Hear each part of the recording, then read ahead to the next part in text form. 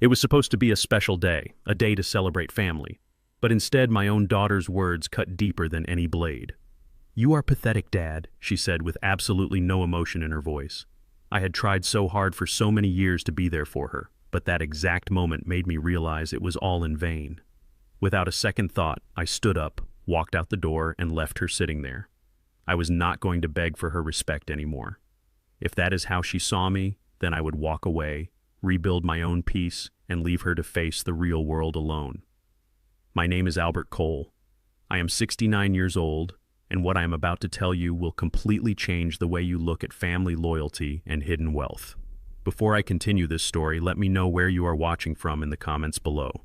Hit like and subscribe if you have ever had to stand up to a family who vastly underestimated your true worth. The evening began in one of the most exclusive and ridiculously expensive restaurants in downtown Atlanta. It was the kind of establishment with dim ambient lighting, pristine white linen tablecloths, and menus that deliberately omitted the prices. I wore my absolute best suit. It was a dark navy two-piece I had owned for over a decade, impeccably ironed but undeniably out of fashion.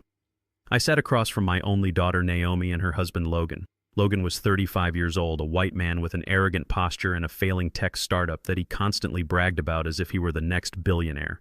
Throughout the appetizers, Logan complained incessantly about his company needing more capital. He swirled his expensive bourbon, scoffing at the waiter, and lamented how hard it was to find visionary investors who understood his brilliance. Naomi nodded along, hanging on to his every word, completely ignoring the man who had raised her alone. I patiently waited for a lull in their endless financial grievances. When the main courses finally arrived, I reached into my coat pocket. I pulled out a small, carefully polished oak jewelry box. I had spent 3 weeks carving it by hand in my garage. It was crafted from the wood of the old tree that used to stand in the backyard of her childhood home, a place full of memories. I slid it across the white tablecloth toward her. "Happy Father's Day to me. But I wanted to give you a piece of our history," I said softly. Logan glanced at the wooden box and let out a short, mocking scoff. He did not even bother to hide his absolute disdain. Naomi looked at the handmade gift as if I had just handed her a piece of street garbage. She pushed the oak box back across the table with the tips of her manicured fingers. Her eyes met mine, filled with a coldness I had never seen before. "You are pathetic, Dad," she said. Her voice was steady, cruel, and loud enough for the neighboring tables to hear. "You live on a meager public high school teacher's pension, while we are out here actually struggling to build an empire. We are drowning in corporate stress, and you bring me a worthless block of wood. You never could provide for me the way I needed." The silence that followed her statement was absolute and suffocating. The clinking of silverware around us seemed to instantly fade away. I did not raise my voice. I did not shed a single tear. A profound icy calm washed over my entire body. I looked at the daughter I had raised with my own 2 hands. I saw the expensive designer dress she wore, the pricey blonde highlights in her hair, and the massive diamond ring glittering on her finger. I remembered the decades of my life I had traded to give her those exact things. I was a retired African-American high school history teacher. To the outside world, I lived a completely unremarkable, even boring life. I drove a 12-year-old Honda Civic. I bought my clothes on the discount rack. I patched my own roof and repaired my own plumbing to save a few dollars. But Naomi did not know the truth. She did not know that the poverty she so deeply despised was a carefully constructed, intentional facade. She did not know about the commercial real estate investments I had quietly acquired over 30 years of smart financial planning. She had no idea about the blind trust that generated $80,000 a month in passive income. I lived simply because I believed wealth should provide quiet security, not loud arrogance. I wanted her to value hard work, integrity, and character above all else. I paid her entire college tuition in cash through anonymous scholarships just so she would not feel the burden of student debt. I gave her everything she needed to succeed, actively hiding my true wealth so she would never become a spoiled, entitled brat. Clearly, my social experiment had failed miserably. The young woman sitting across from me worshipped money and utterly despised the father she believed had none. I reached into my worn leather wallet. I pulled out a crisp $50 bill and placed it neatly under my crystal water glass. "That covers my plain salad and my tap water," I said. My voice betrayed absolutely no emotion. It was as flat and hard as a stone. I stood up from the table. Naomi crossed her arms, rolling her eyes as if my departure was just another minor inconvenience in her terribly busy life. I picked up the handmade oak box, slipped it back into my coat pocket, and walked away. I did not look back. I stepped out of the elegant restaurant and into the humid, unforgiving Atlanta night. A heavy rain had begun to fall, washing the city streets. The cold drops soaked my shoulders, but I felt incredibly, undeniably free. The illusion of my family was permanently broken. Through the large floor-to-ceiling glass windows of the restaurant, I could see them perfectly clearly. Naomi and Logan were already laughing. Logan raised his crystal glass of bourbon, making a sarcastic toast to my empty chair. Naomi tossed her head back in genuine amusement, taking a delicate bite of her overpriced meal. They were openly mocking my exit. They were completely convinced that my sudden departure was just an old man's emotional tantrum. I knew exactly what they were thinking. They believed that tomorrow morning I would call them. They fully expected me to apologize for ruining their perfect dinner. They expected me to beg for their forgiveness just to receive a few pathetic breadcrumbs of their attention. For years I had been the ultimate peacemaker. I was the father who always swallowed his pride to keep the family together. I had tolerated Logan's constantly condescending remarks about my working-class neighborhood. I had endured Naomi's endless complaints about my modest lifestyle and lack of ambition. They thought I was hopelessly weak. They mistook my deep parental love for absolute desperation. They truly believed I needed them far more than they needed me. But they were entirely wrong. As I stood in the rain and watched them celebrate their perceived victory over a poor old man, I realized they had just severed the final thread holding my patience together. Naomi had demanded a father who could provide aggressive financial power. She deeply resented the humble, loving teacher. She wanted a ruthless, wealthy businessman who commanded respect.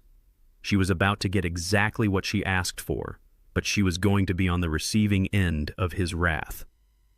I walked to the dark corner of the parking lot and got into my faded 12-year-old Honda Civic. The engine sputtered slightly before roaring to life, a comforting and familiar sound. I sat in the driver's seat watching the rain drum heavily against the windshield. I pulled my cell phone from my pocket and dialed a number I knew by heart. It rang twice before a sharp, highly professional voice answered the line. "Good evening, Albert," my lawyer said. Anthony Vargas was a brilliant, ruthless attorney who exclusively handled my massive estate. "Anthony," I said, my tone completely devoid of any warmth, "I need you to execute a financial directive first thing tomorrow morning. I want you to cut off all anonymous funding from the Angel Foundation to Logan Bradley's startup. Freeze the accounts, withdraw the capital backing, and formally cancel the upcoming investment round. I want his company entirely cut off without warning."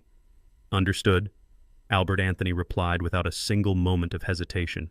"Is there anything else?" "No," I said softly into the receiver. "Just let them drown." I ended the call, shifted the car into gear, and drove away into the night. 3 days passed in absolute silence. I spent those 72 hours maintaining my usual routine. I graded old history papers for a local community college program I still volunteered for and tended to the small tomato garden in my backyard. I did not reach out to Naomi. I did not send a single text message or leave a voicemail. I simply waited for the inevitable impact of my phone call to Anthony Vargas to crash into their perfect, arrogant lives. The explosion arrived exactly at 10 in the morning on Wednesday. My old landline phone rang with a harsh, piercing tone that shattered the quiet of my kitchen. I looked at the caller ID and saw Naomi's name flashing on the small digital screen. I picked up the receiver and brought it to my ear without saying a single greeting. "Dad, you need to listen to me right now," Naomi said. Her voice lacked any trace of respect or warmth. She was completely frantic, her words tumbling over each other in a state of absolute panic. It was not the cold, dismissive tone from the restaurant. It was a commanding, desperate demand. Logan's lead investor just pulled out of the company. The Angel Foundation entirely froze their capital injection. They canceled the upcoming funding round without any warning or explanation whatsoever. The company accounts are completely depleted. Logan has to make payroll by Friday, or his startup will literally go bankrupt and be forced into immediate liquidation. I remained perfectly still, holding the phone, listening to the sheer desperation in the voice of the daughter who had called me pathetic just days earlier. "Are you listening to me?" Naomi snapped, her voice rising an octave. "We are completely out of options. The banks will not approve a commercial loan in time. Logan needs $150,000 immediately. You own your townhouse outright. You have no mortgage on it. I have already spoken to a loan officer. We need you to drive to the bank today, sign a home equity line of credit, and transfer the cash to Logan's business account. It is just a temporary measure until he secures a new backer. You have to do this for us today. The sheer audacity of her demand hung heavily in the quiet air of my kitchen. She did not ask how my morning was going. She did not offer a single word of apology for humiliating me in public on Father's Day. She simply expected me to hand over the roof over my head to salvage her husband's sinking ship. I took a slow, deep breath, feeling the coldness in my chest harden into solid steel. I am not signing a single piece of paper, I said. The tone of my voice was entirely flat and definitive. I am not taking out a mortgage, and I am certainly not giving your husband $150,000. What did you just say? Naomi demanded, her breath hitching in shock. I said no, Naomi. The answer is absolutely not. My refusal was not just a rejection of her demand. It was a firm boundary I was finally setting after decades of quiet compliance.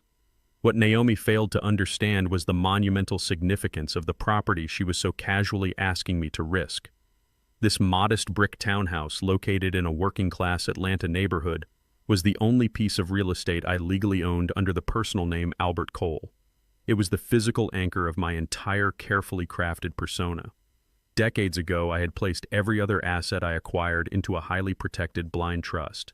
The shopping plazas, the apartment complexes, the massive commercial investment portfolios, all of it was legally shielded and meticulously managed by Anthony Vargas.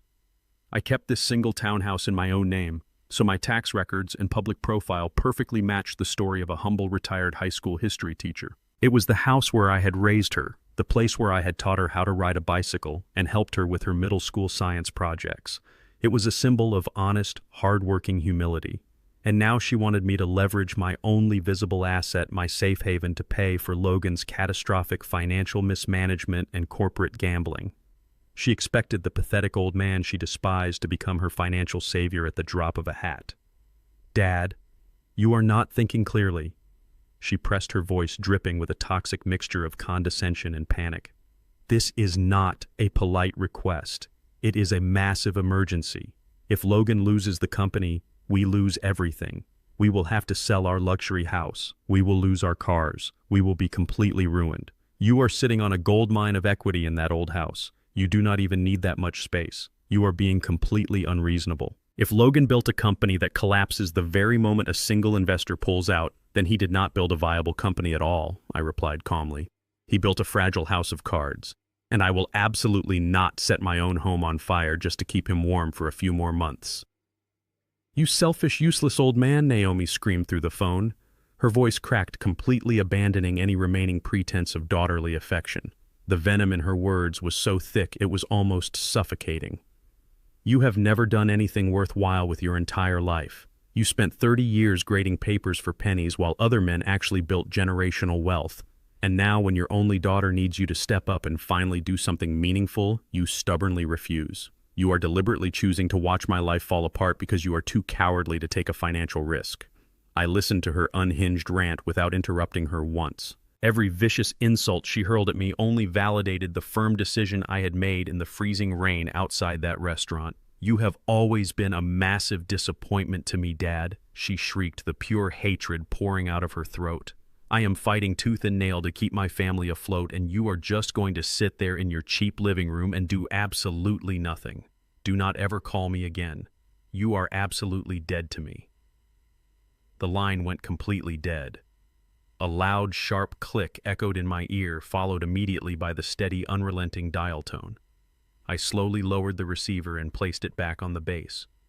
I walked away from the kitchen counter and moved quietly toward the front window of my living room. I parted the heavy curtains just slightly to look out at the sunlit street. My neighborhood was usually entirely still at this hour, but today something caught my immediate attention. A strange white man wearing a crisp blue polo shirt and khaki trousers was standing directly at the edge of my front lawn. He held a professional digital camera in one hand and a laser measuring device in the other. I watched silently as he stepped right onto my property without any hesitation. He began snapping photographs of the front facade of my house, the roofline, and the driveway. He jotted down notes on a clipboard, completely unaware that I was observing him from behind the glass. My jaw clenched tight. Logan had not just asked Naomi to demand the money. The arrogant fool had already hired a private real estate appraiser to evaluate my property without my knowledge or permission. They were moving forward with their financial scheme, simply assuming I would eventually cave to their aggressive demands. The appraiser standing on my lawn was the final warning. I knew Logan's desperation would inevitably drive him to extremes, and Naomi would follow right behind him. I needed to protect my territory and gather undeniable proof of their intentions.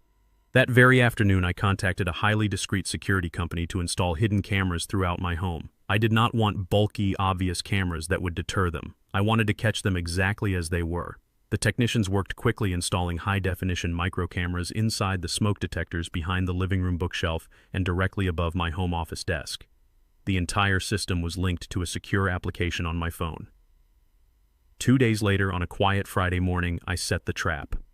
I sent a brief text message to Naomi stating I was attending a weekend historical society retreat in Savannah and would be completely unreachable. It was the first time I had initiated contact since our explosive phone call. I packed a small bag, backed my Honda Civic out of the driveway, and drove 3 miles to a quiet local coffee shop. I ordered a black coffee, sat in an isolated corner booth, and opened the security feed.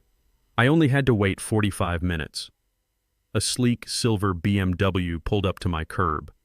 Logan and Naomi stepped out, glancing nervously up and down the street to ensure no neighbors were watching. Naomi reached into her expensive leather handbag and pulled out the spare brass key I had given her 5 years ago for extreme emergencies. She slipped it into the deadbolt. The lock clicked heavily, and they pushed the front door open, stepping into my home like entitled invaders. They did not call out my name. They did not check to see if I was truly gone. They immediately moved with the frantic, calculated energy of common thieves breaking into a vault. I sat perfectly still in the corner booth of the coffee shop. The ambient noise of the espresso machines and the casual chatter of other patrons faded into absolute silence as I stared at the screen of my phone. My heart beat with a slow, heavy, and painful rhythm. I was watching my own flesh and blood rifle through my personal belongings with zero remorse. Naomi went straight for my bedroom. She carelessly tossed aside my neatly folded sweaters and pulled shoeboxes down from the top shelf of my closet. She was desperately searching for loose cash, valuable jewelry, or anything she could immediately pawn. Finding nothing but old photographs and history books, she stormed out of the room in visible frustration, cursing under her breath. Logan, however, was far more methodical and destructive. He walked directly into my home office. I watched through the camera concealed in the smoke detector as he yanked open the drawers of my vintage mahogany desk. He aggressively shuffled through my utility bills, my modest pension statements, and my old tax returns. He threw my private papers onto the floor, showing absolutely no respect for the man whose house he was violating. He was looking for the big prize. After 10 minutes of relentless searching, Logan found the locked bottom drawer. He did not hesitate for a single second. He grabbed a heavy metal letter opener from the top of my desk and violently pried the wooden drawer open. The wood splintered and cracked loudly. He reached inside and pulled out a thick manila envelope. I watched his face closely on the screen. A greedy, triumphant smile spread across his pale features. He pulled out the documents. It was the official property deed to the townhouse, the legal paper proving that Albert Cole owned the real estate free and clear. He held the thick parchment up to the light as if he had just discovered buried treasure. He frantically waved Naomi into the room. She hurried in, her eyes wide with desperate anticipation. Logan slammed the deed onto my desk, pointing aggressively at the official county seal. He began speaking rapidly, his hands moving with frantic energy. The hidden microphone picked up every single word of their treason perfectly. Logan tapped his index finger hard against my signature on the deed. "We do not need his permission to get this money, Naomi," he said, his voice dripping with sinister excitement. "I have a connection at a private, unregulated lending firm. They do not ask too many questions if the collateral is solid and the paperwork looks legitimate. We can take out a massive reverse mortgage on this property today. I will digitally replicate his signature on the application. We can get the $150,000 wired directly to my startup account by next Wednesday." Naomi stared at the forged document plan. For a brief, fleeting second, I saw a flicker of hesitation cross her face. This was a major federal crime. She was standing in her childhood home, actively contemplating stealing the very roof over her father's head. but the hesitation vanished as quickly as it appeared. The desperate need to maintain her luxurious lifestyle, her expensive cars, and her country club memberships completely overpowered whatever shred of morality she had left. If we do not get that cash right now, my business collapses entirely, and we lose our own house. Logan pressed, sensing her momentary doubt. Are you really going to let a stubborn old man destroy our future just because he is too cheap to help us? Naomi looked at the splintered desk, then at the deed. She nodded her head firmly, her expression hardening into pure selfishness. Do it, she said coldly. Get the money. I do not care how you make it happen. Just fix our bank accounts before the investors publicly humiliate us. Logan grinned widely, folding the deed and shoving it deep into his tailored jacket pocket. What if he notices the mortgage papers in the mail? Naomi asked, a sudden note of paranoia creeping into her voice. What if he goes straight to the police and reports the fraud? Logan let out a cold, arrogant laugh that echoed through my quiet office. Let him go to the police, he sneered with absolute confidence. If your pathetic father tries to cause any legal trouble, we will simply file a petition in family court for an emergency conservatorship. We will tell a judge that he has severe senile dementia, that he is completely losing his mind, and that he signed those loan papers himself in a state of extreme confusion. Who is a judge going to believe two successful, respectable young professionals, or a crazy, broke old black man who cannot even remember his own financial decisions? We will lock him in a cheap nursing home and take control of everything anyway. I watched the screen on my phone turn black as I closed the security application. My black coffee had gone completely cold, but I did not care. The deep rage inside my chest had crystallized into absolute, unwavering clarity. I did not rush back to my house to confront them in person. Yelling at thieves only gives them the opportunity to lie directly to your face and manipulate the narrative. Instead, I stood up from the booth, walked out of the quiet coffee shop, and got back into my 12-year-old Honda Civic. I drove directly toward the bustling financial district of downtown Atlanta. The towering glass and steel skyscrapers reflected the harsh midday sun, serving as a stark contrast to the quiet residential street where my daughter was currently plotting to steal my only visible asset. I pulled into the private underground parking garage of the city's most ruthless corporate law firm.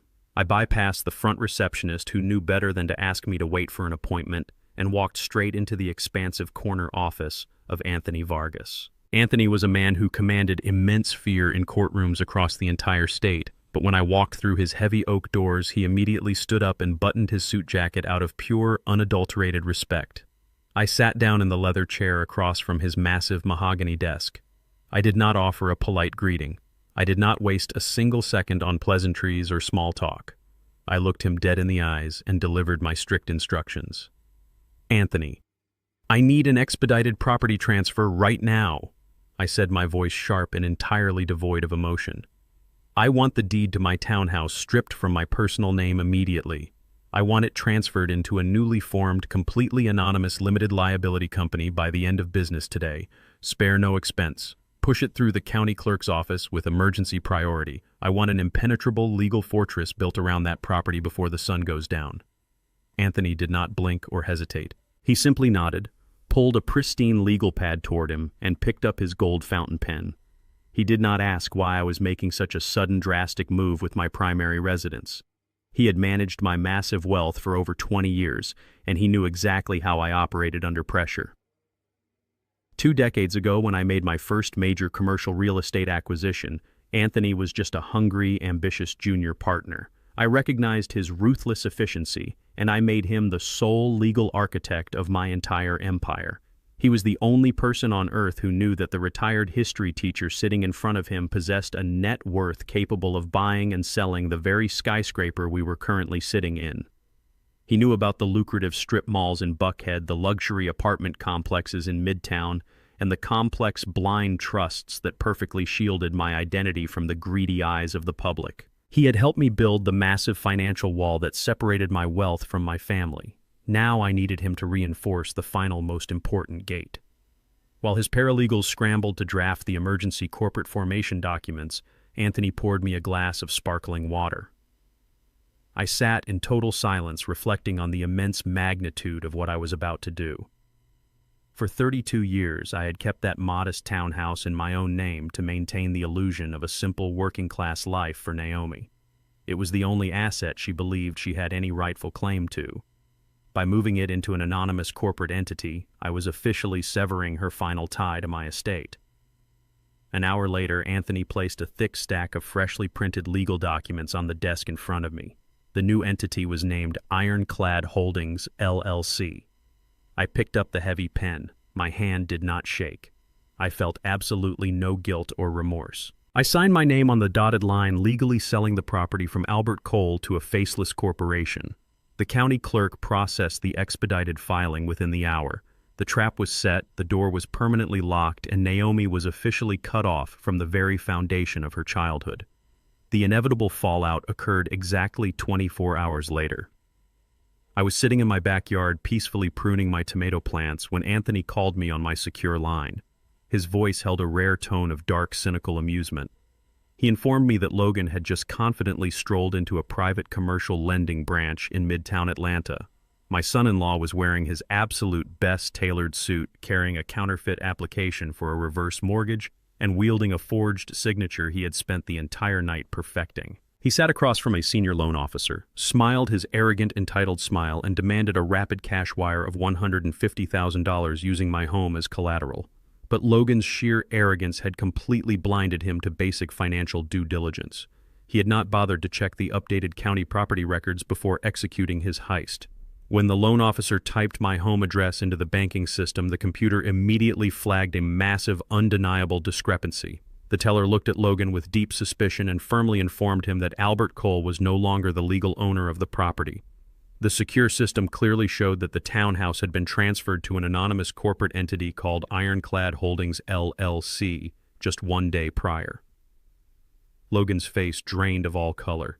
He tried to desperately backtrack, stammering out a pathetic, unconvincing excuse about a minor misunderstanding with his father-in-law's estate planning. But banks do not take forged financial documents lightly. The loan officer immediately confiscated the fraudulent application and locked Logan's profile in the system. They informed him that the transaction was officially frozen due to suspected identity theft and severe mortgage fraud. Logan was forced to practically run out of the bank lobby to avoid being detained by the building's armed security personnel. His desperate criminal heist had violently crashed into a brick wall of my exact design. Defeated, thoroughly humiliated, and utterly terrified of the impending federal fraud investigation, Logan sat shaking in his silver BMW in the bank's parking lot. His tech company was entirely bankrupt, his forged mortgage scheme had failed spectacularly, and his wealthy facade was actively crumbling around him. He was a desperate rat backed into a dark corner, and he decided to lash out with the most vicious weapon he could find. He pulled out his cell phone, his hands trembling with furious, uncontrolled rage. If he could not steal my money quietly, he would destroy my life loudly. He dialed the direct emergency hotline for Adult Protective Services. He took a deep breath, intentionally forcing his voice to tremble, and began weaving a completely fabricated, malicious story. He told the state operator that his elderly African-American father-in-law was suffering from severe undiagnosed dementia. He claimed I was dangerously paranoid, exhibiting highly erratic behavior, and illegally signing away my property to random scam artists because my mind was completely gone. He officially requested an emergency psychological evaluation, hoping to use the system to strip me of my civil rights and seize my assets by force. The swift and aggressive response from the state was exactly what Logan had counted on. Less than 2 hours after his frantic, fabricated phone call from the bank parking lot, a heavy, authoritative knock echoed through my quiet townhouse. I set my ceramic coffee mug down on the kitchen counter, smoothed the front of my tailored cardigan, and walked toward the front door with absolute, unwavering composure. I knew precisely who was waiting on the other side of the wood. When I turned the deadbolt and pulled the door open, I found 3 individuals standing on my front porch. 2 of them were dressed in crisp professional business attire, wearing official lanyards bearing the seal of the Georgia Department of Human Services. Standing slightly behind them, serving as their mandatory physical escort, was a fully uniformed officer from the Atlanta Police Department. His hand rested casually near his utility belt, his eyes scanning me with a trained, cautious intensity. The lead social worker, a middle-aged woman with a stern expression, stepped forward and introduced herself. She informed me that her office had received an urgent, highly distressing emergency report from an immediate family member. She stated that I had been flagged as a vulnerable senior citizen exhibiting severe cognitive decline, dangerous paranoia, and an inability to care for my own basic physical needs. She explicitly mentioned the allegation that I was recklessly giving away my property to scam artists due to advanced dementia. They demanded immediate entry to conduct a mandatory wellness check, evaluate my living conditions, and perform a preliminary psychological assessment. They fully expected to find a confused, disheveled old man living in absolute squalor, completely disconnected from reality. I did not act offended. I did not raise my voice, and I certainly did not attempt to block their entry. Raising your voice to state authorities only serves to validate the very hysteria they came to investigate. Instead, I offered a warm, perfectly polite smile and stepped aside, gesturing gracefully for them to enter my home. "Please come inside," I said, my voice steady, articulate, and completely devoid of panic. "I am fully prepared to cooperate with whatever assessment you need to conduct." The three officials stepped over the threshold, their cautious expressions immediately shifting into visible confusion. They had been briefed to expect a chaotic, hazardous environment. Instead, they walked into a home that was meticulously clean, impeccably organized, and smelling faintly of fresh coffee and lemon polish. There were no piles of hoarded garbage, no unpaid utility bills scattered on the floor, and absolutely no signs of physical neglect. The hardwood floors were spotless, and the shelves of historical literature were perfectly arranged. I guided them to the living room and offered them seats on my pristine furniture. The social workers sat down, opening their notepads. They began administering the standard cognitive evaluation test designed to detect memory loss and dementia. They asked me to state my full name, my date of birth, the current year, the name of the sitting president, and to count backward from 100 by sevens. I answered every single question flawlessly. I spoke with the sharp, commanding articulation of a man who had spent 30 years teaching advanced history to high school students. I did not stumble over a single syllable. After completing their verbal questionnaire, the lead social worker looked at her colleague with a deep frown. The reality of the situation was becoming glaringly obvious to them. Before she could ask her next question, I stood up and walked over to my wooden desk. I picked up a thick, sealed medical folder and handed it directly to her. "I anticipated this exact harassment from my estranged son-in-law," I explained calmly. "What you are holding is a comprehensive psychiatric and cognitive evaluation. It was conducted by one of the top board-certified neurologists in Atlanta just 2 days after Father's Day. I proactively scheduled the appointment the very morning after a severe financial dispute with my family." The social worker opened the folder and read the stamped official medical document. Her eyes scanned the paragraphs detailing my perfect scores on advanced cognitive testing and the physician's definitive conclusion that my mental faculties were exceptionally sharp. The document explicitly legally certified that I was entirely capable of managing my own complex financial affairs. The expressions on the faces of the two state workers immediately shifted from clinical concern to profound embarrassment. They realized in that exact moment that they had been maliciously weaponized. They were actively being used as pawns in an ugly, vindictive family dispute over money. The uniformed police officer stepped forward, crossing his arms over his chest.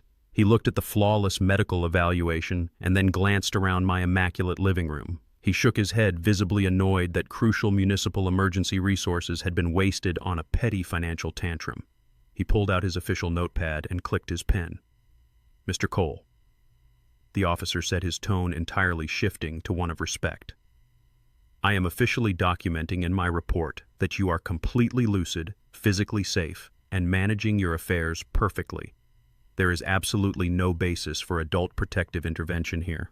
I nodded appreciatively and handed the officer a slip of paper containing Logan Bradley's full name, home address, and personal phone number. I calmly suggested that the police department might want to look into the severe financial distress, the failing technology company, and the recent attempted mortgage fraud that had motivated my son-in-law to make such a desperate phone call. The officer's eyes narrowed as he took the paper. He explicitly stated that filing a false malicious report to emergency services and state agencies is a criminal offense. He assured me that Logan's complaint would be permanently flagged in the system as a fabricated harassment tactic, ensuring that any future calls from him regarding my mental state would be completely ignored by the dispatch center. The legal trap Logan had tried to set for me had snapped backward tightly, crushing his own credibility. The officials moved toward the front door, repeatedly apologizing for the unannounced intrusion and the unnecessary stress they might have caused. I accepted their apologies with quiet grace. However, just as the lead social worker reached for the doorknob, she paused. She turned back to face me, her expression reflecting a mixture of professional duty and genuine personal sympathy. "Mr. Cole, because you have been so cooperative and are clearly entirely competent. I feel a moral obligation to warn you," she said, lowering her voice slightly. "Your son-in-law's phone call today was merely a diversionary tactic. We noticed a secondary filing attached to your family profile in the county database this morning. His biological daughter, Naomi Cole Bradley, has officially filed a formal petition in the Fulton County Family Court. She is actively seeking an emergency conservatorship to strip you of your civil rights and take full legal control of your entire estate." The heavy wooden door clicked shut, leaving me standing alone in the quiet hallway. The revelation from the social worker did not induce panic. It triggered a cold, calculating response. Naomi had officially filed a petition for a conservatorship in family court. She was actively trying to strip away my basic human rights, seize control of my assets, and declare me legally incompetent. I walked straight to my phone and dialed Anthony Vargas once again. This time I did not need legal paperwork or property transfers. I needed raw, unfiltered intelligence. I instructed Anthony to hire the absolute best private investigator and forensic accountant money could buy in the state of Georgia. I wanted a team that specialized in high-level corporate fraud and financial espionage, the kind of professionals who do not leave any digital stone unturned. Their target was Logan Bradley and his entire tech startup. I demanded a complete dissection of his business operations, his bank accounts, his communications, and his hidden digital footprint. I wanted to know exactly where every single dollar of my anonymous funding had gone over the past 3 years. 2 days later, a secure courier arrived at my front door holding a thick black leather binder. I took the heavy package into my home office and sat down. The private investigator had flawlessly executed the assignment. They had cracked Logan's digital life wide open, bypassing encrypted files and accessing offshore banking records that were supposed to be untraceable. The findings contained inside that black binder were not merely evidence of a failing business model or a struggling entrepreneur making bad market choices. They were definitive, undeniable proof of systemic criminality that went far beyond mere corporate incompetence. The results sent over by the investigator were entirely beyond imagination, revealing a depth of depravity and deception I had not anticipated even from a man as inherently arrogant as my son-in-law. I sat at my splintered mahogany desk, the very desk Logan had vandalized just days prior when he stole my property deed and slowly turned the pages of the comprehensive dossier. I flipped through page after page of bank statements, wire transfer logs, and intercepted communications. The truth was laid out in glaring black and white. The tech company Logan was running was nothing more than a hollow shell. It was a complete fabrication designed to bleed investors dry. For 3 years, I had funneled hundreds of thousands of dollars into his business through the Angel Foundation, genuinely believing I was fostering innovation and giving my son-in-law a legitimate chance to build a lasting legacy. But Logan had not developed a single viable product. He had not written a single line of useful code in over a year. Instead, he had systematically embezzled $300,000 of investor capital. The money had not gone into research development or employee payroll. It had been illegally siphoned out of the corporate accounts, laundered through dummy corporations, and funneled directly into high-stakes underground gambling syndicates. Logan was not a visionary CEO facing an unexpected economic downturn. He was a desperate, degenerate gambling addict who had burned through a massive fortune at illegal poker tables and offshore betting sites. He was completely drowning in illicit debt to very dangerous people who did not respect the boundaries of the law. And then I turned to the most agonizing section of the report. The investigator had managed to recover a series of deleted text messages between Logan and Naomi. As I read the printed transcripts, my blood ran colder than ice. Naomi knew. She had known for months. My own daughter was perfectly aware that her husband had committed massive corporate fraud and was facing imminent federal prison time if the investors ever audited the books. That was the real reason she had demanded my house with such frantic urgency on the phone. She was not trying to save a struggling startup or protect her affluent lifestyle. She was fully willing to steal her own father's only home, throw him out onto the street, and legally declare him mentally incompetent, all to pay off her husband's illegal gambling debts and keep him out of a federal penitentiary. The betrayal was absolute, calculated, and unforgivable. She was actively choosing a criminal over the father who had sacrificed his entire life to give her every advantage in the world. She had watched me hand-carve that oak jewelry box on Father's Day, knowing full well she was plotting to rip my entire life apart to cover up a felony. The sharp, aggressive screech of tires violently interrupted my reading. I looked up from the dossier and peered through the window blinds. Logan's silver BMW was parked haphazardly, half on the street and half on my front lawn, tearing up the grass I had meticulously maintained. The driver's side door flew open and Logan stormed up the concrete walkway. His face was flushed crimson with unhinged fury. His expensive tie loosened and his tailored suit jacket wrinkled and stained. He had clearly realized that his bank fraud had failed, the Adult Protective Services visit had completely backfired, and he was rapidly running out of time before his underground creditors or the federal authorities closed in on him. He pounded his heavy fists violently against my front door, the booming thuds echoing through the house like gunshots. I calmly stood up, smoothed my cardigan, walked to the entryway, and unlocked the deadbolt.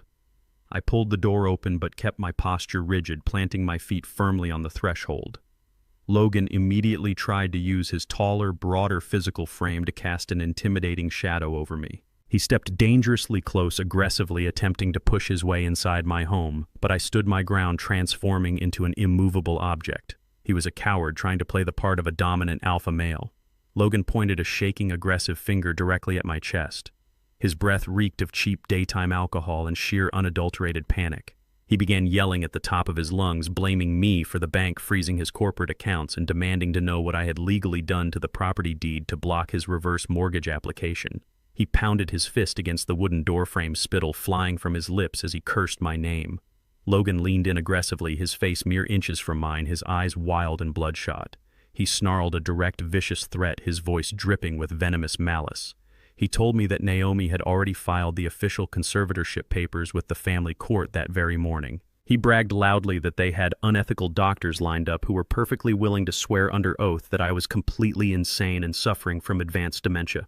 He promised they would strip me of all my civil rights, take the house by a mandatory court order, and lock me away in a sterile state-run psychiatric facility where I would be heavily medicated and forgotten until the day I died. He sneered maliciously, asking if I really thought any judge would ever believe a crazy, broke old black man over two wealthy, highly educated white-collar professionals. I did not flinch. I did not raise my voice, take a step back, or show a single ounce of fear. I maintained a deadpan, stoic expression.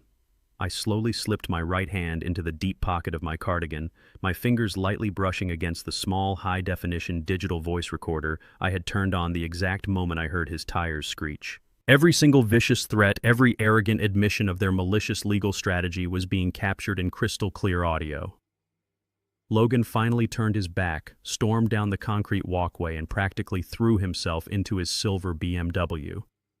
He slammed the car door with enough force to shake the windows peeled out of my driveway and sped away down the quiet residential street.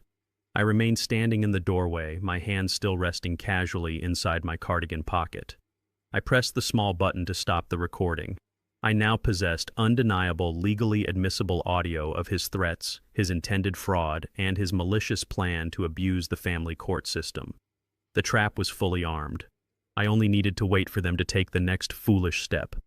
That step arrived 2 days later in the form of a deceptively polite phone call. It was Naomi. She did not yell. She did not demand. Instead, she employed the final, most manipulative tactic in her arsenal. She played the exhausted, heartbroken peacemaker. She told me that the fighting had gone too far, and that Logan's parents, Arthur and Cynthia Bradley, wanted to host a private family dinner at their estate to formally mediate the situation. She framed it as an olive branch, a genuine attempt to find a civilized solution to our financial disagreements. I knew exactly what it was. It was a calculated ambush.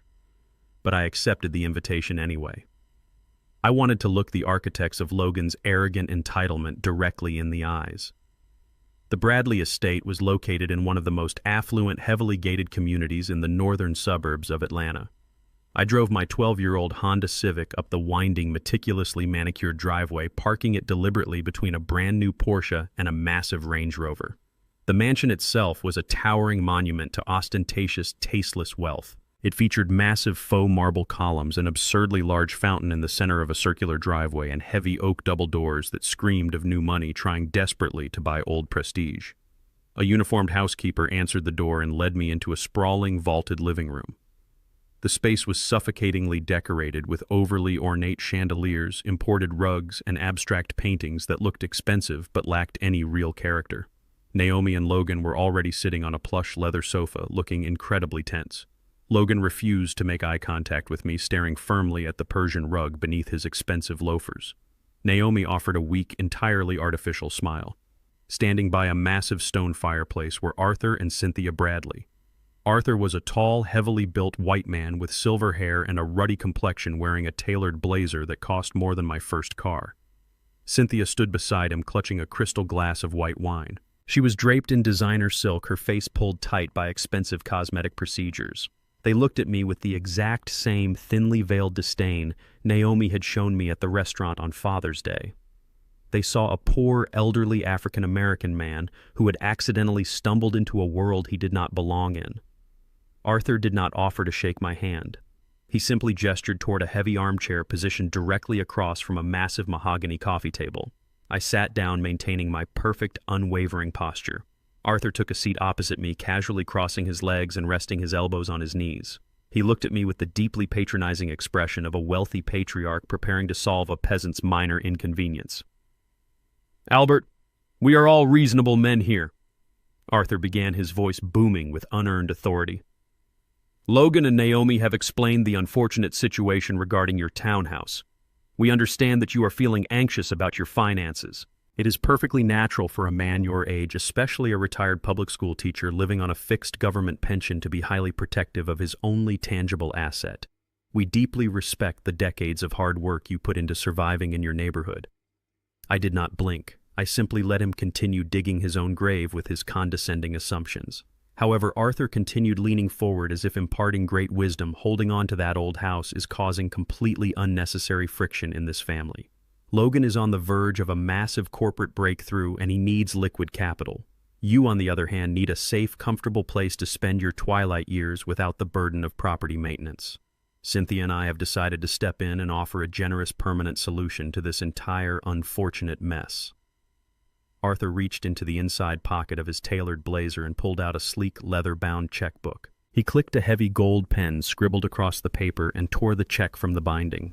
With a smug, self-satisfied smirk, he tossed the small piece of paper onto the center of the mahogany coffee table. It fluttered down, landing perfectly facing me.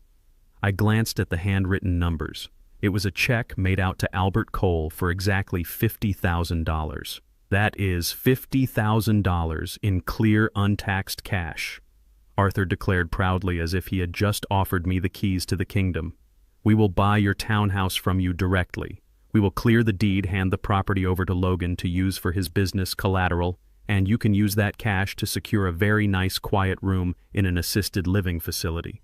It is more than enough to cover a modest retirement for a man of your simple tastes.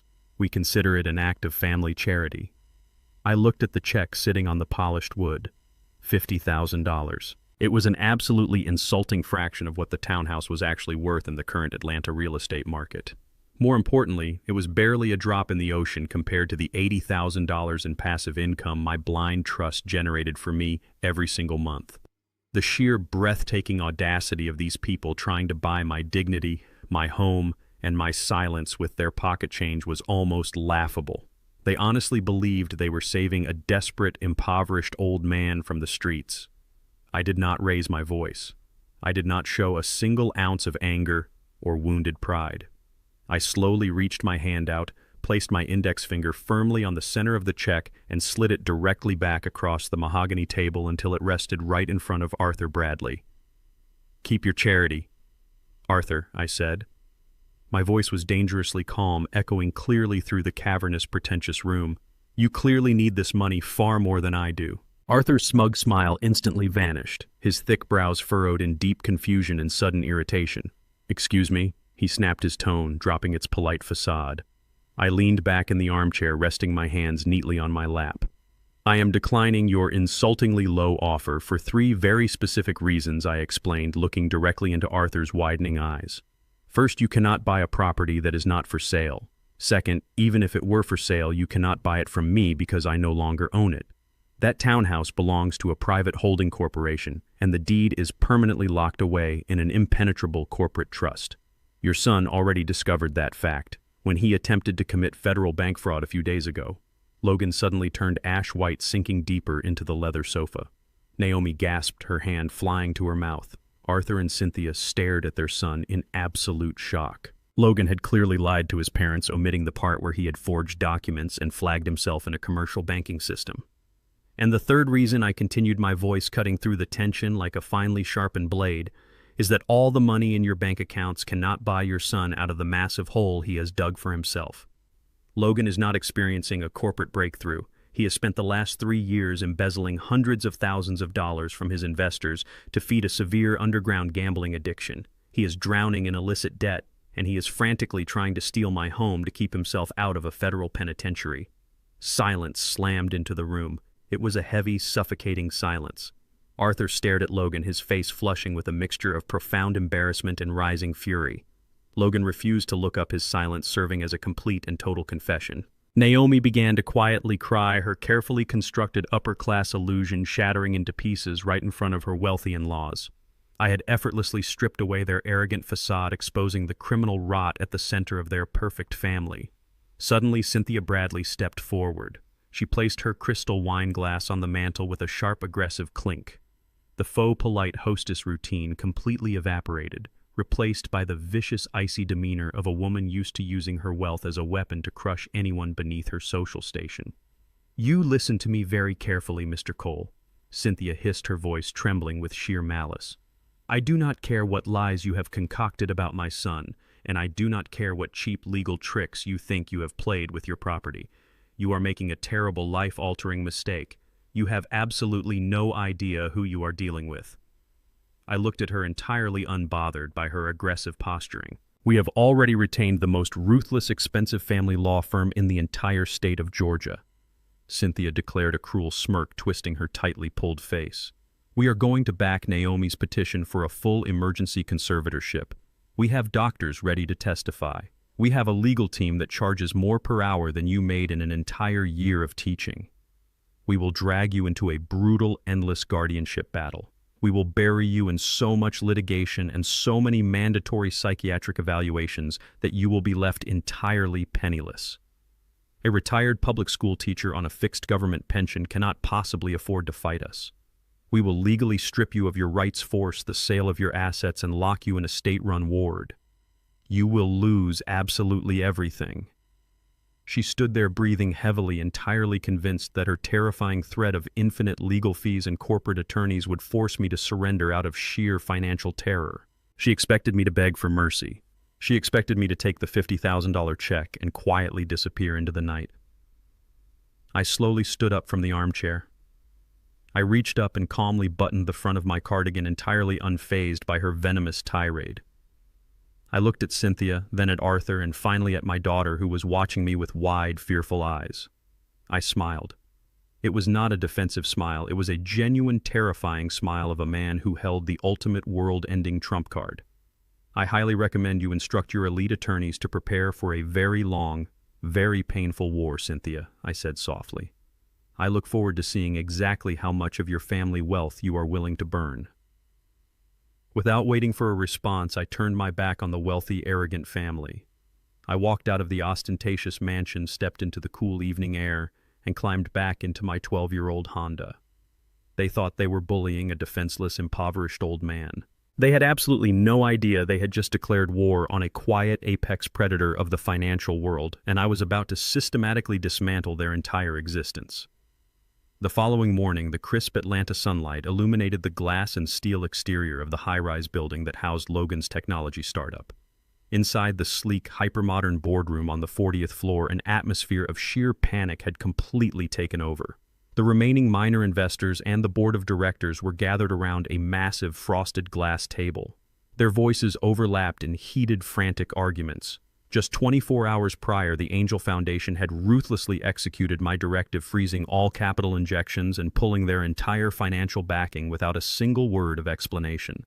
The company was bleeding out, and the men in tailored suits were desperately searching for a tourniquet. Logan stood at the head of the table, sweating profusely through his expensive designer shirt. He was frantically pacing, waving his hands and attempting to spin a fabricated narrative. He assured the furious board members that the sudden withdrawal was merely a temporary administrative glitch, a bureaucratic error that he would personally resolve by the end of the business day. He was lying through his teeth, begging them for emergency bridge loans to cover the rapidly approaching payroll. The room was a pressure cooker of corporate terror. I bypassed the front reception desk downstairs with ease, ignoring the protests of a confused security guard. I stepped onto the private executive elevator and rode it directly to the top floor. I carried nothing but the thick black leather binder the private investigator had delivered to me. I approached the heavy glass doors of the boardroom and pushed them open. The heavy click of the latch echoed sharply, immediately cutting through the chaotic shouting inside. I stepped into the room, my posture perfectly straight, my expression entirely unreadable. The room fell dead silent. 15 highly paid executives and investors stopped speaking and turned to stare at the elderly African-American man in a simple knitted cardigan who had just interrupted their crisis meeting. Logan stopped dead in his tracks. The moment his eyes locked onto me, his face contorted into a mask of pure, unadulterated rage. His initial shock quickly morphed into arrogant condescension. He actually believed I had come to his office to publicly beg for mercy, or to cause a pathetic emotional scene regarding the conservatorship threat his mother had made the night before. Logan slammed his hands down on the frosted glass table and pointed a shaking finger at me. "What are you doing here?" he barked, his voice echoing with aggressive disrespect. "This is a highly confidential corporate meeting. You need to leave this building right now before I have security drag you out in handcuffs." He turned to the bewildered board members, offering them a tense, apologetic smile. "Gentlemen, I sincerely apologize. This is my father-in-law. As I mentioned to some of you previously, his mental health has been severely declining. He is suffering from advanced dementia and is completely confused about his whereabouts. I will handle this intrusion immediately." He stepped toward me, attempting to use his physical size to intimidate me into backing down. I did not move a single inch. I calmly reached into the inner pocket of my cardigan and pulled out a crisp, watermarked legal document. I placed it firmly on the center of the glass table right in front of the chairman of the board. "I am not here as this man's father-in-law," I stated. My voice was incredibly calm, yet it carried an undeniable, commanding authority that forced every executive in the room to pay strict attention. "I am here in my official capacity as the sole appointed legal proxy and primary administrator of the Angel Foundation. I represent the anonymous financial entity that has kept this fraudulent company afloat for the past 3 years." A collective gasp swept through the boardroom.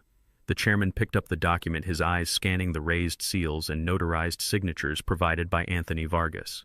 He looked up at me, his expression shifting from annoyance to absolute shock. The document was flawless. It granted me absolute, unquestionable authority to act on behalf of their primary financial lifeline. Logan froze, the color violently draining from his face. His arrogant smirk collapsed into an expression of sheer, paralyzing terror. His mind frantically tried to process the impossible reality standing in front of him. The poor, pathetic retired school teacher he had planned to lock in a psychiatric ward was the very same invisible billionaire who controlled his entire corporate existence. I did not give Logan a single second to recover from the shock. I lifted the heavy black leather binder and dropped it onto the table with a resounding thud. "I am officially terminating our investment partnership, not due to an administrative glitch, but due to massive, undeniable corporate fraud," I announced clearly. "Inside that binder, you will find comprehensive forensic accounting records, intercepted offshore wire transfers, and verified bank statements. Over the past 12 months, your chief executive officer has systematically embezzled $300,000 of investor capital. He has funneled your money through dummy corporations to feed a severe, illicit underground gambling addiction."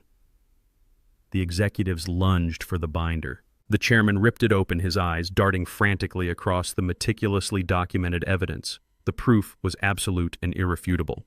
There was no gray area, no room for Logan to spin another lie. The room erupted into absolute chaos. Board members began shouting, their faces red with fury as they realized they had been conned by a degenerate gambler. Logan stumbled backwards, stammering out pathetic, broken denials, but no one was listening to him anymore. The chairman stood up, his voice shaking with pure rage. "Logan, you are terminated effective immediately," he roared. "You are stripped of all executive power, your shares are frozen, and I am calling the federal authorities right now to report this embezzlement."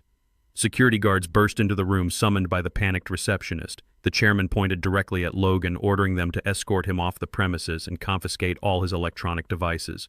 Logan was physically grabbed by the guards. He looked back at me as he was dragged out the glass doors, his eyes wide with the horrifying realization that I had just utterly destroyed his entire life with a single stack of paper. I turned around and quietly walked out of the chaotic boardroom, leaving the executives to salvage whatever remained of their shattered company. I stepped into the elevator and pressed the button for the lobby. I felt a profound sense of justice, a cold satisfaction that the arrogant thief had finally been exposed to the harsh light of reality. As I walked out the front doors of the skyscraper and into the warm Atlanta air, my cell phone began to vibrate aggressively in my pocket. I looked at the screen. It was Naomi. I answered the call, bringing the phone to my ear. She did not say hello. She was absolutely hysterical, her voice completely broken, screaming and sobbing so hard she could barely breathe. Logan had obviously called her the second he was thrown out of the building. "You ruined us!" she shrieked, her voice echoing with raw, unhinged desperation. "You destroyed my husband. He is going to federal prison." I stood perfectly still on the sidewalk. Then she dropped the ultimate devastating weapon she had left. "You cannot do this to me, Dad," she wailed. "I am 4 months pregnant. If Logan goes to jail, my baby is going to be born without a father." I stood in the absolute silence of the Westview Cemetery. The vibrant noise of the Atlanta traffic felt like a distant memory, replaced by the gentle rustling of the old oak trees that shaded the pristine marble headstones. I stopped in front of a grave I had visited every single Sunday for the past 15 years. The gold lettering on the stone read, "Diana Cole." She was my wife, my anchor, and the only woman I had ever truly loved. I stared at the engraved letters, feeling a heavy, suffocating weight pressing down on my chest. The impenetrable wall of steel I had constructed around my heart over the past 2 weeks had suddenly fractured. Naomi was 4 months pregnant. A grandchild. A new, entirely innocent life was growing right in the middle of this toxic, destructive war. Up until that frantic phone call outside the corporate skyscraper, my mission had been incredibly clear. I was surgically dismantling the arrogant, entitled lives of the people who had treated me like disposable garbage. I felt absolutely no remorse for exposing Logan as a common thief, or for challenging Arthur and Cynthia Bradley to a brutal financial conflict. They had drawn first blood, and I was simply finishing the battle they had eagerly started. But the sudden revelation of an unborn child complicated everything. The pure, unadulterated rage that had fueled my calculated revenge was suddenly mixed with a profound, agonizing hesitation. I looked down at the neatly trimmed grass covering Diana's resting place. If Logan went to a federal penitentiary for embezzlement and corporate fraud, my grandchild would be born into a world of absolute chaos. The baby would grow up visiting a father behind reinforced glass and carrying the heavy, inescapable stigma of a shattered, disgraced family. For the first time since that terrible Father's Day dinner, I felt a deep, piercing pain of uncertainty. I had the power to crush my enemies, but I also had the power to destroy the future of my own bloodline. I knelt down slowly, brushing a fallen leaf away from the polished marble of the headstone. My mind drifted back to the agonizing winter morning when I lost Diana. She had fought a brutal, relentless battle against aggressive pancreatic cancer, maintaining her quiet dignity right up until her very last breath. I remembered sitting beside her sterile hospital bed, holding her frail, trembling hand in mine. The sterile smell of the hospital room was etched permanently into my memory. In her final moments, she had looked up at me with tired, pleading eyes and made me swear a solemn oath. "Albert, you have to protect our little girl," she had whispered, her voice barely audible over the rhythmic beeping of the medical monitors. "Promise me you will always keep Naomi safe. Promise me you will give her the world." I had looked into the eyes of my dying wife and sworn to God that I would protect our daughter at any cost. For 15 years I had honored that sacred vow. I had lived a quiet, frugal existence to build an invisible financial empire that would guarantee Naomi's security. I had tolerated her increasing arrogance, her rejection of her roots, and her endless disrespect, all because I was fiercely determined to keep the promise I made to her mother. Kneeling there in the quiet cemetery, I seriously considered surrendering. I contemplated picking up my cell phone, calling Anthony Vargas, and ordering him to completely halt the legal and financial assault. I possessed enough liquid capital to quietly pay off the $300,000 Logan had embezzled. I could anonymously settle his illicit gambling debts, salvage his failing company, and ensure my grandchild was born into a stable, affluent household. It would require me to swallow my pride and endure their continuous disrespect, but it would fulfill my promise to Diana. I reached into the deep pocket of my cardigan and pulled out my cell phone, my thumb hovering over Anthony's contact name. I was genuinely preparing to forgive the unforgivable for the sake of an innocent child. But before I could press the call button, the device vibrated aggressively in my palm. It was not a call from my lawyer. It was a highly encrypted secure message from the elite private investigator I had hired to monitor Logan and Naomi's digital footprint. I opened the file and the contents instantly shattered every single ounce of mercy I had left in my soul. The private investigator had intercepted a massive, highly suspicious flurry of financial activity, originating directly from Naomi's personal encrypted laptop. She was not sitting at home crying over the impending collapse of her husband's career or worrying about the future of her unborn child. She was actively executing a ruthless, incredibly calculated exit strategy. The digital documents displayed on my screen showed that Naomi had secretly liquidated every joint investment portfolio she shared with Logan. She had quietly sold off her designer jewelry, emptied their emergency savings, and converted everything into untraceable liquid cash. The investigator tracked the money trailing directly into a newly formed offshore account located in the Cayman Islands. But the ultimate betrayal was a digital receipt for a one-way first-class airline ticket purchased under her maiden name. The flight was scheduled to depart from Hartsfield-Jackson International Airport in less than 72 hours, heading to a country with no formal extradition treaty with the United States. Naomi was not trying to save her family. She was preparing to abandon her husband the very second the federal authorities came knocking on their front door. She knew Logan was facing a devastating prison sentence for his financial crimes, and instead of standing by his side or hiring a defense attorney, she was stealing the last remnants of his money to save herself. She was demonstrating the exact same ruthless, self-serving greed as her wealthy in-laws. She possessed zero loyalty to the man she had married and absolutely no moral compass regarding the father of her child. The illusion of the helpless, terrified pregnant woman completely vanished, replaced by the stark reality of a cold-blooded opportunist who cared for no one but herself. Before I could even fully process the sheer magnitude of my daughter's ultimate betrayal, my phone rang with a sharp, urgent tone. It was Anthony Vargas. His voice lacked its usual calm, calculated cadence. "Albert, we have an immediate severe escalation," Anthony stated bluntly. Cynthia and Arthur Bradley did not issue an empty threat. Their legal team just filed a massive, aggressive ex parte motion in the Fulton County Family Court. They successfully leveraged a corrupt judge to issue an emergency temporary freeze on your public teacher's pension and your primary checking account. They are aggressively pushing the conservatorship narrative, claiming you are a direct financial danger to yourself. The legal trap they had promised was actively snapping shut around my ankles.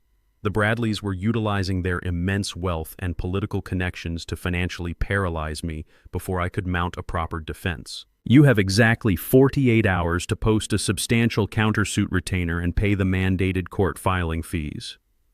Anthony warned, the severity of the situation echoing through the phone. "If you do not produce the capital to formally contest this emergency motion within 2 days, you will lose by default. The temporary conservatorship will become permanent, and Arthur Bradley will be granted full legal authority over your physical autonomy and your public assets." They had just declared total, unrestricted warfare. They had just declared total, unrestricted warfare. I lowered the phone from my ear, staring out across the quiet cemetery grounds. Arthur and Cynthia Bradley genuinely believed they had checkmated me.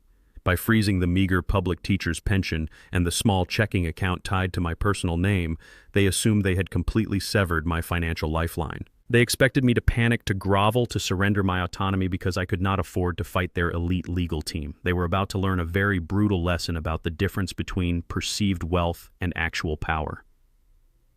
I walked back to my Honda Civic, got in, and drove away from Diana's grave. I did not drive home. I navigated directly into the heart of the Buckhead Financial District. I pulled up to the towering glass facade of the largest, most exclusive investment bank in the city of Atlanta. The lobby was a cathedral of marble and polished chrome, a place designed to intimidate ordinary people. I walked through the revolving doors wearing my simple slacks and the same knitted cardigan I had worn all week. The security guards eyed me with immediate suspicion, ready to intercept the elderly African-American man who clearly did not belong among the billionaires and hedge fund managers.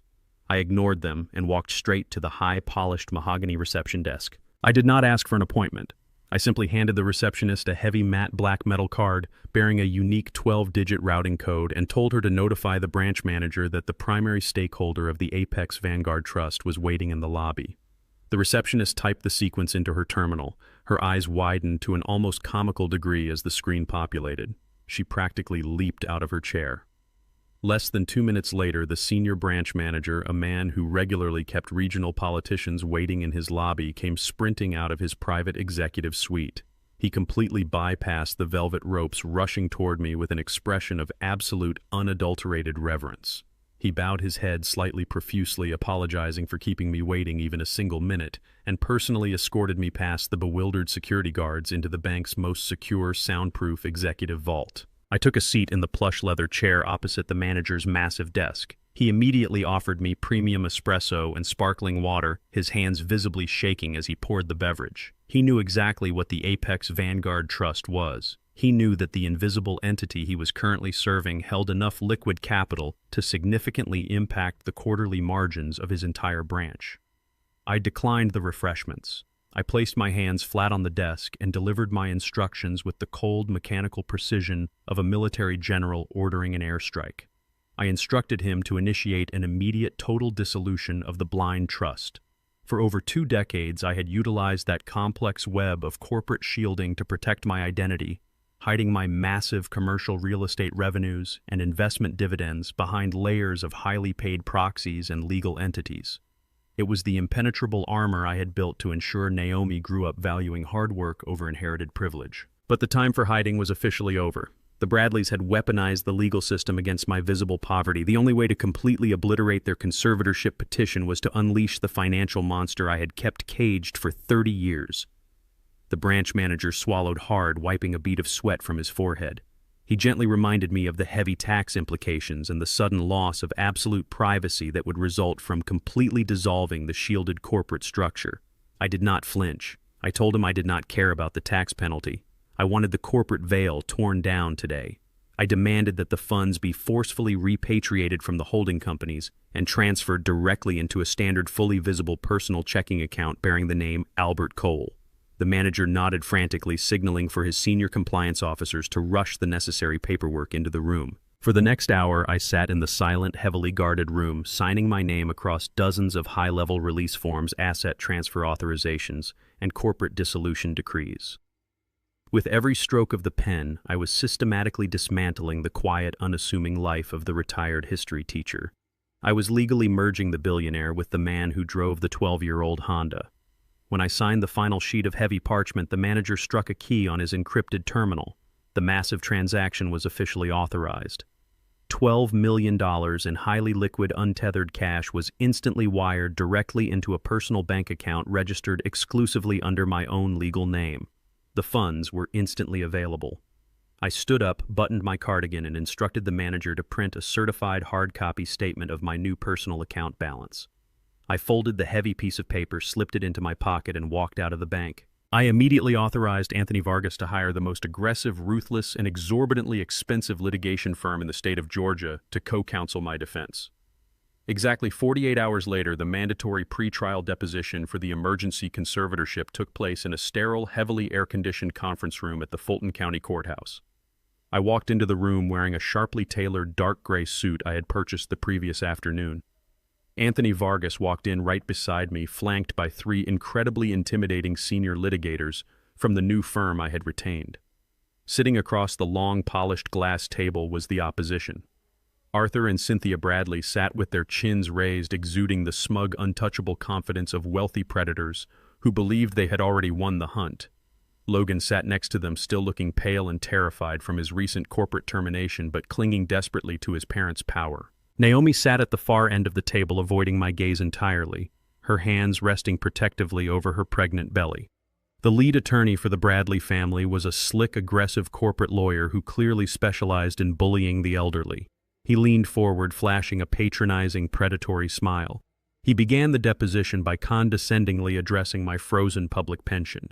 He noted for the official court record that my primary checking account contained less than $2,000 before it was legally frozen by their ex parte motion. He spoke to me as if I were a confused, helpless child. He aggressively demanded that I produce any updated bank statements to prove I possessed the basic financial capability to feed, clothe, and house myself, let alone afford the exorbitant costs of long-term medical care or a drawn-out legal defense. He smirked at Anthony arrogantly, suggesting that my legal team should simply surrender the conservatorship now before I was utterly buried in insurmountable legal debt. I did not say a single word in response to his arrogant taunts. I simply glanced at Anthony Vargas and gave him a slow, almost imperceptible nod. Anthony did not bother to verbally argue with the opposing counsel. He calmly reached into his sleek leather briefcase, pulled out the certified official bank statement I had acquired directly from the branch manager, and tossed it casually across the long conference table. The heavy piece of paper slid across the smooth glass surface and stopped precisely in front of the Bradley family's lead attorney. The lawyer picked up the document with a dismissive sigh, expecting to see a meager savings account. He looked down at the printed numbers. The color instantly drained from his face. His mouth fell open and he choked on the very air in his lungs. The room plunged into a deafening, absolute, and suffocating silence. He was staring at a verified liquid personal cash balance of exactly $12 million. Naomi leaned over his shoulder to look at the piece of paper. Her eyes widened in sheer horror, her face turning a ghastly shade of pale as the devastating reality of what she had just thrown away permanently crushed her. The devastating revelation of my $12 million bank statement should have been the definitive end of their malicious legal campaign. Any rational individual possessing an ounce of common sense would have immediately recognized the overwhelming financial disparity, dropped the fraudulent lawsuit, and retreated to cut their losses. However, Arthur Bradley was not a rational man. He was a creature of immense fragile ego, fueled by generations of entrenched Southern privilege and a lifetime of bullying those he deemed inferior. He absolutely refused to accept that a retired African-American history teacher could possess the resources to humiliate his family in a formal legal setting. He viewed my wealth as an unacceptable personal insult. Instead of backing down, Arthur decided to leverage the one weapon he believed I could never purchase with cash: established local political influence. Within 48 hours of the deposition, the petty vindictive retaliations began. I received a certified letter from my longtime homeowner's insurance provider stating that my policy was being abruptly canceled due to a sudden unspecified reevaluation of risk factors. Later that same afternoon, the municipal utility company called to inform me that my electricity and water services were scheduled for an immediate administrative shutoff pending a manual review of my account. Arthur was actively utilizing his extensive country club connections, making quiet backroom phone calls to regional utility board members and wealthy insurance brokers to systematically cut off my basic survival resources. He wanted to make me incredibly uncomfortable in my own home. He wanted to demonstrate that all the liquid cash in the world could not protect me from the deeply rooted invisible power network he commanded across the city of Atlanta. He genuinely believed that if he squeezed my daily life hard enough, I would eventually surrender my dignity and yield to their conservatorship demands out of sheer exhaustion. I did not panic when the lights in my living room flickered and died. I simply lit a kerosene lantern, sat at my mahogany desk, and picked up my fully charged cell phone. I contacted the elite private investigator I had retained and issued a new, highly specific directive.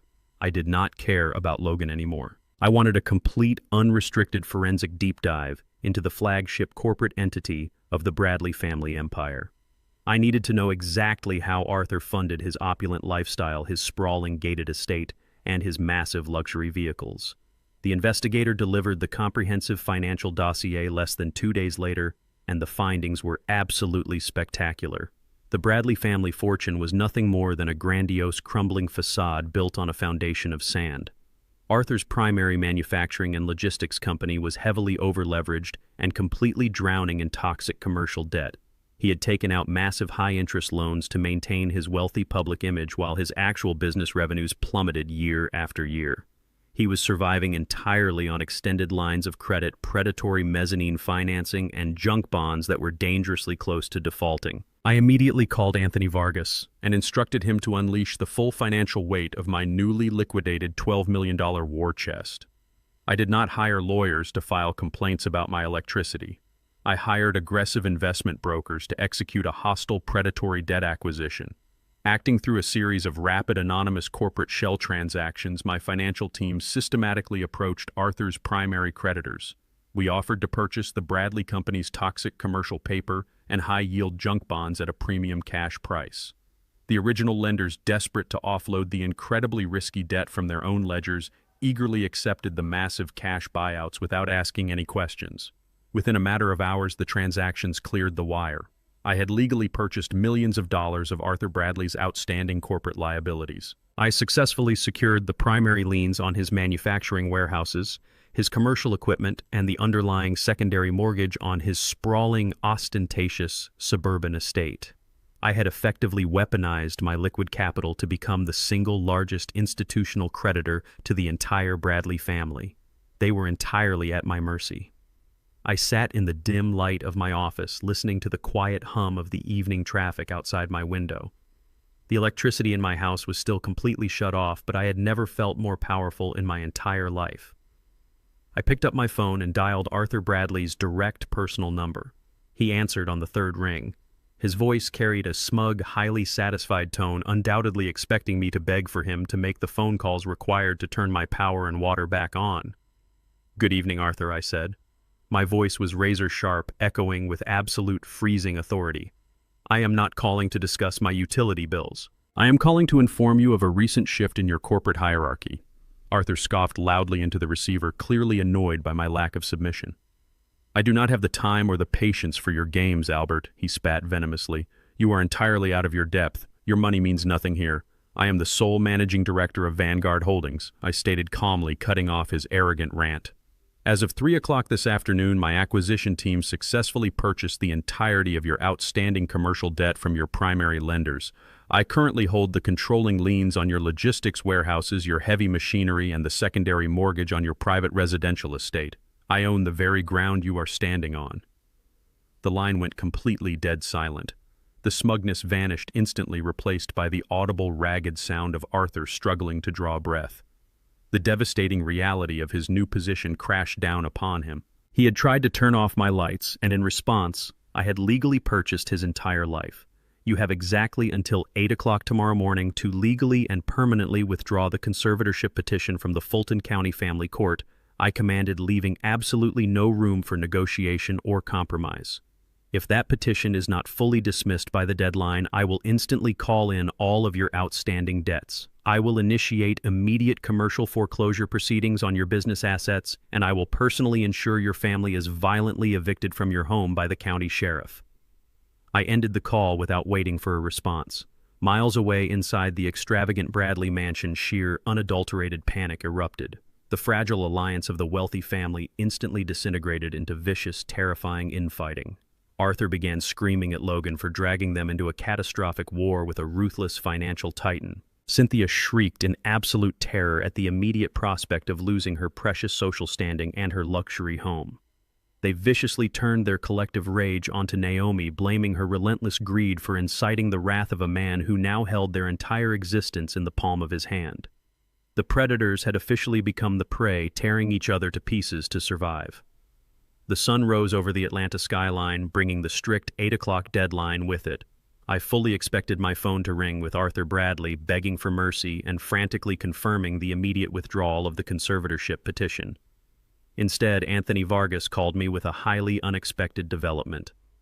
The Bradley family had indeed completely fractured overnight, turning on each other like starved wolves, but Naomi had gone completely rogue. Despite Arthur and Cynthia aggressively demanding she drop the case to save their sprawling suburban estate from my financial foreclosure, Naomi stubbornly refused to withdraw her signature from the legal filing. She was absolutely delusional, clinging to her emergency petition like a drowning sailor clinging to a sinking ship. She had fired the elite corporate lawyers Arthur initially hired, securing her own desperate representation on a contingency basis. She genuinely believed that walking into a family courtroom with a highly visible 4-month baby bump would make her completely invincible. She thought playing the role of a terrified pregnant daughter desperately trying to save her mentally declining father would easily manipulate any sympathetic judge into handing her full control of my newly discovered $12 million fortune. She was entirely willing to let her wealthy in-laws burn to the financial ground if it meant securing my massive assets for herself. A week later, we found ourselves sitting inside the austere, wood-paneled courtroom of the Fulton County Family Court. The air inside the room was incredibly thick with heavy tension. I sat perfectly still next to Anthony Vargas at the defense table, wearing my sharply tailored gray suit, my posture radiating quiet confidence. Across the center aisle, Naomi sat next to her newly hired attorney. Logan was noticeably absent, likely hiding from federal investigators or simply too terrified of my financial retaliation to show his face in public. Naomi rubbed her swollen belly repeatedly, making sure the presiding judge, a stern, no-nonsense woman named Judge Harper, noticed her maternal condition. Naomi cast a brief, venomous glare in my direction, utterly convinced her theatrical performance was about to secure her future. The bailiff called the room to order, and the formal proceedings to strip away my basic human rights officially began. Naomi's attorney immediately called their star witness to the stand. A nervous, heavily sweating man in a slightly rumpled brown suit walked to the front of the room and placed his hand on the Bible, swearing to tell the whole truth. It was Dr. Alan Albright, the supposed psychiatric specialist who had signed the emergency medical declaration claiming I was suffering from severe paranoia and advanced dementia. Under direct examination by Naomi's lawyer, Dr. Albright confidently recited a heavily fabricated, rehearsed narrative. He testified that based on extensive consultations with my immediate family members, my behavior had become increasingly erratic, dangerous, and completely disconnected from reality. He claimed my sudden decision to isolate myself and transfer my primary residence into anonymous corporate entities was a textbook, undeniable sign of severe cognitive decline and extreme paranoia. Naomi wiped away fake tears with a tissue, playing the heartbroken, concerned daughter with absolute perfection. Then it was time for the cross-examination. Anthony Vargas stood up slowly, buttoning his suit jacket. He did not carry a single piece of paper, a notepad, or a file folder to the podium. He simply stared at the doctor with the cold, calculating eyes of an apex predator cornering its prey. Anthony began by calmly asking Dr. Albright to confirm the exact date he had personally evaluated me in his medical clinic. The doctor stammered, shifting uncomfortably in his wooden seat, and quietly admitted he had never actually met me in person. He claimed his professional medical diagnosis was legally permissible based entirely on the detailed behavioral history provided by Logan Bradley. Anthony smiled a terrifying, razor-sharp smile. He reached into his breast pocket, pulled out a heavily stamped sealed bank envelope, and handed it directly to the court bailiff to present to the judge and the witness. Anthony methodically explained to the quiet courtroom that my private investigation team had successfully subpoenaed the doctor's personal financial records. He asked Dr. Albright to explain a highly suspicious, completely untraceable cash deposit of exactly $10,000 made into his personal checking account just 3 days after Father's Day. The doctor's face turned completely ashen. He opened his mouth, but no words came out. Anthony did not let him breathe for a single second. He immediately produced a second document, a printed transcript of an intercepted text message between Logan and the doctor explicitly negotiating the cash price for a falsified medical signature. Anthony raised his voice, his commanding tone echoing violently off the courtroom walls, demanding that the doctor acknowledge the $10,000 bribe on the official record. Caught in an undeniable, inescapable web of federal perjury and severe medical fraud, the doctor completely broke. He slumped forward in the witness chair, trembling violently, and quietly confessed into the microphone that Logan had paid him a thick envelope of cash to blindly sign the blank psychiatric evaluation. The immediate fallout inside the courtroom was absolutely catastrophic for Naomi's legal case. The heavy sound of the doctor's public confession hung in the sterile, air-conditioned air, completely destroying any remaining shred of credibility her side possessed. Judge Harper slammed her heavy wooden gavel down onto her sound block so hard the sharp crack echoed like a gunshot. Her face was visibly flushed with sheer, unadulterated judicial fury. She fiercely glared at Naomi's attorney. Her eyes narrowed into dangerous slits, demanding to know if he was completely aware he had just presented a bribed, compromised witness and submitted fraudulent medical documents into her courtroom. The opposing lawyer panicked instantly, visibly shrinking back from the wooden podium in absolute terror. He aggressively threw his hands up in the air, loudly proclaiming his absolute innocence and insisting that his clients had repeatedly assured him the psychiatric evaluation was entirely legitimate and legally binding. He threw Naomi under the bus without a single second of hesitation to save his own legal license and professional reputation. Naomi sat completely frozen in her heavy wooden chair at the plaintiff's table. The protective maternal facade she had so carefully constructed completely evaporated, leaving behind nothing but the stark, terrifying reality of a desperate cornered criminal facing the absolute destruction of her scheme. She looked wildly around the room, realizing that her primary piece of medical evidence had just transformed into a guaranteed criminal indictment for her missing husband. The entire premise of the conservatorship petition was rapidly crumbling to dust right before her eyes. Judge Harper ordered the immediate dismissal of the doctor's fabricated testimony and openly advised him to secure a high-profile criminal defense attorney before the state medical board permanently stripped his license to practice medicine.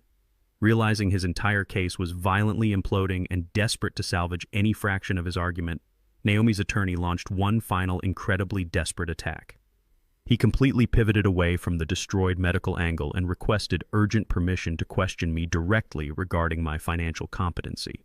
He aggressively approached the witness stand, attempting to weaponize my newly discovered massive wealth against me. He pointed a shaking, accusatory finger directly at my face, loudly demanding to know why a man possessing $12 million in liquid capital would forcefully allow his own pregnant daughter to beg for basic financial assistance. He tried to aggressively paint me as a deeply malicious, emotionally hollow individual who greedily hoarded massive wealth while intentionally letting his family suffer in extreme poverty. He loudly declared to the furious judge that my complete lack of paternal empathy and my cold, calculated refusal to help my own flesh and blood proved I was severely emotionally disconnected. He aggressively argued that my sheer callousness rendered me completely unfit to responsibly manage my own estate or make rational decisions. The aggressive accusations from Naomi's attorney hung heavily in the sterile air of the courtroom. Attempting to capitalize entirely on his fabricated narrative of my supposed emotional detachment, the lawyer immediately called Naomi back to the witness stand. She slowly walked to the wooden enclosure, placing her hand protectively over her pregnant stomach. She took a seat, looked directly at Judge Harper, and began to execute a flawless, highly theatrical performance. Tears immediately welled up in her eyes, spilling over her carefully applied makeup. She painted a vivid, agonizing picture of a daughter who had spent her entire life believing she belonged to a struggling, working-class family, only to discover her father had been secretly hoarding a massive fortune. She weaponized her tears, describing me as a profoundly selfish, cold-hearted miser who took perverse pleasure in watching his own flesh and blood suffer. She cried about the immense stress of her husband's failing business, the terrifying prospect of losing her home, and the overwhelming fear of bringing a child into a world of financial ruin. She explicitly told the court that any rational, loving parent possessing $12 million in liquid capital would have instantly stepped in to save their pregnant daughter from such devastating hardship. She argued passionately that my deliberate decision to hide my wealth and my absolute refusal to offer even a single dollar of assistance proved beyond a shadow of a doubt that I was a sociopath. She claimed my mind was severely degraded and that I lacked the fundamental human empathy required to manage my own estate. Her lawyer stood by with a deeply sympathetic expression, allowing her to portray me as a cruel, unfeeling monster who prioritized a bank account over his own unborn grandchild. When her dramatic testimony finally concluded, Anthony Vargas stood up from the defense table. He did not look angry or intimidated by her emotional display. He was perfectly calm, holding a single unmarked manila envelope in his right hand. He walked slowly to the wooden podium, adjusting his suit jacket before looking directly at my daughter. He began his cross-examination by completely ignoring her emotional accusations and instead shifting the focus entirely to her personal financial history. He asked Naomi to confirm for the official court record the exact name of the highly prestigious, incredibly expensive private university she had attended for 4 years. Naomi proudly stated the name of the institution, her chin lifting slightly. Anthony then asked her to explain exactly how a young woman from a modest working-class neighborhood in Atlanta managed to afford a tuition that cost hundreds of thousands of dollars without ever taking out a single federal student loan or graduating with any personal debt. Naomi offered a smug, self-satisfied smile. She proudly informed the judge that she had been awarded a highly exclusive, fully funded, anonymous academic scholarship based entirely on her own exceptional merit. Anthony nodded slowly, accepting her answer. He then pivoted the questioning to her husband's technology startup. He asked Naomi to detail the primary source of venture capital that had single-handedly kept Logan's company afloat for the past 3 years. He specifically asked her to identify the financial lifeline that had allowed her and her husband to afford luxury vehicles, a sprawling suburban home, and elite country club memberships, while the business itself generated zero actual profit. Naomi gripped the edges of the wooden witness box, looking slightly confused by the direction of the interrogation, but remaining entirely defiant. She stated that a prominent private venture capital firm had been their primary financial backer. Anthony leaned forward, resting his hands on the podium. He demanded that she speak the exact name of the specific organization that had provided both her debt-free university education and her husband's entire corporate funding. Naomi looked right at him, her voice ringing out clearly in the quiet courtroom. The Angel Foundation. Anthony Vargas did not smile. He simply unsealed the manila envelope and pulled out a thick stack of certified watermarked legal documents. He handed the stack to the court bailiff, requesting that copies be distributed directly to Judge Harper and to the opposing counsel. He then approached the witness stand and placed the original documents right in front of Naomi. Anthony spoke loudly and clearly for the official court stenographer. He stated that the documents submitted into evidence included the official state business registration, the federal tax exemption filings, and the confidential corporate charter of the Angel Foundation. He instructed Naomi to turn to the second page of the packet and direct her attention to the highlighted section detailing the financial origins and executive structure of the trust. He demanded that she read the specific paragraph out loud. Naomi stared down at the heavy parchment. Her eyes darted rapidly back and forth across the legal text. Her lips parted slightly, but absolutely no sound came out of her mouth. Her breathing hitched and her hands began to tremble violently against the polished wood of the witness stand. Anthony raised his voice, his tone echoing with a devastating, undeniable authority. He commanded her to read the name of the sole founding member, the primary financial benefactor, and the exclusive managing director of the Angel Foundation for the entire court to hear. Naomi slowly raised her head. The arrogant defiance had completely vanished from her eyes, replaced by a look of pure, unadulterated horror. Her voice was barely a ragged whisper as she spoke the name into the microphone. Albert Cole. The entire courtroom erupted into a chaotic symphony of shocked gasps and frantic whispers. Even the stern, unflappable Judge Harper leaned back heavily in her high leather chair, visibly stunned by the sheer magnitude of the revelation. Naomi sat completely paralyzed on the witness stand, looking as if she had just been struck by lightning. The blood drained entirely from her face, leaving her a ghostly, terrifying shade of pale. The devastating, world-altering reality crashed down upon her with the brutal force of a freight train. The man she had publicly humiliated in a fancy restaurant, the father she had viciously called pathetic for being poor. The elderly black man she had actively tried to lock away in a state-run psychiatric ward to steal his only home was the very same invisible billionaire who had silently bankrolled every single privilege of her entire life. She had just realized that she had maliciously attempted to destroy the only true benefactor she had ever possessed. The chaotic uproar inside the courtroom was abruptly silenced by the deafening repeated strikes of Judge Harper's wooden gavel. She stood up behind the high mahogany bench, her face a mask of absolute unyielding judicial fury. She pointed her gavel directly at Naomi, who was still sitting completely paralyzed in the witness box. The judge did not hold back a single ounce of her disgust. She formally and immediately dismissed the emergency conservatorship petition with extreme prejudice. Judge Harper's voice boomed across the room, stating for the official court record that this was one of the most egregious, malicious, and purely transparent attempts at elder financial abuse she had witnessed in her entire career on the bench. She explicitly stated that the actions orchestrated by Naomi and Logan were not just a civil matter of a petty family dispute, but a highly coordinated, premeditated criminal fraud. She looked down at Naomi's attorney, who was actively shrinking into his chair, and advised him that his legal career was hanging by a thread. The judge formally declared that my civil rights, my autonomy, and my $12 million estate remained entirely intact and untouchable. I sat quietly next to Anthony Vargas, feeling no joy, only the cold, hard satisfaction of total justice. Naomi finally stepped down from the witness stand, her legs trembling so violently she had to hold onto the wooden railing to keep from collapsing entirely.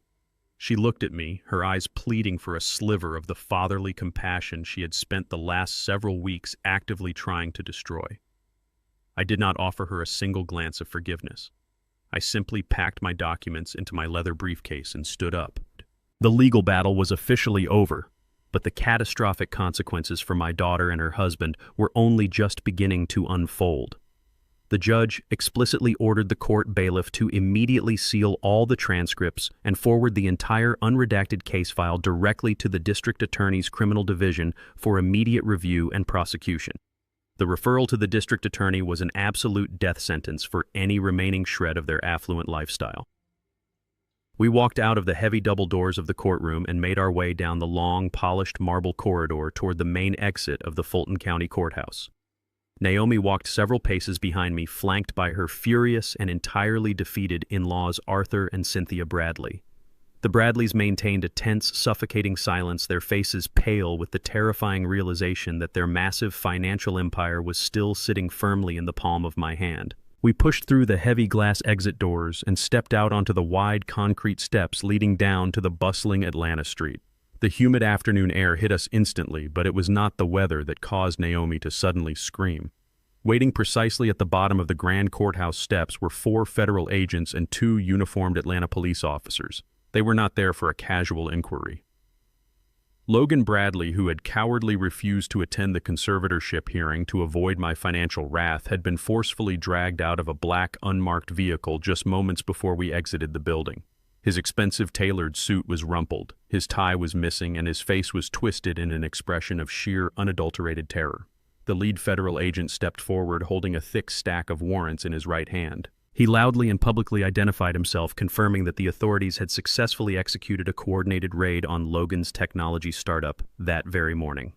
Thanks to the comprehensive forensic accounting binder I had dropped onto his board of directors table, the federal authorities had all the irrefutable evidence they needed. The agent read Logan his Miranda rights in front of the entire crowd of exiting lawyers, judges, and stunned pedestrians. He explicitly stated that Logan was being placed under immediate non-bailable arrest for massive wire fraud, corporate embezzlement, and severe federal tax evasion. The officers forcefully spun Logan around, slammed him against the side of the unmarked vehicle, and secured heavy steel handcuffs around his wrists. The metallic click echoed loudly over the noise of the city traffic. Logan locked eyes with Naomi, begging her to help him, pleading with her to call a lawyer. But Naomi could do absolutely nothing. Her own fraudulent actions inside the family court had just stripped her of any remaining credibility or financial resources.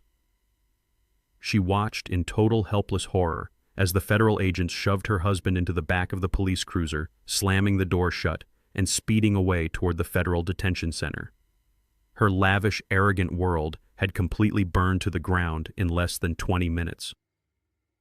As the police cruiser disappeared into the busy Atlanta traffic, Naomi turned toward Arthur and Cynthia Bradley, her eyes wide with desperate panic.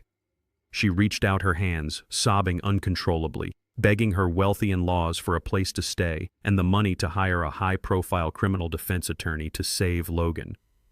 The response she received was absolutely chilling. Arthur Bradley stepped back, pulling his expensive tailored blazer away from her grasping hands as if she were carrying a highly contagious disease. He looked at the pregnant woman who was carrying his own grandchild with an expression of pure, unadulterated disgust. Arthur coldly informed Naomi that she was no longer considered a part of their family. He viciously blamed her relentless greed for bringing a ruthless, financially lethal predator into their lives.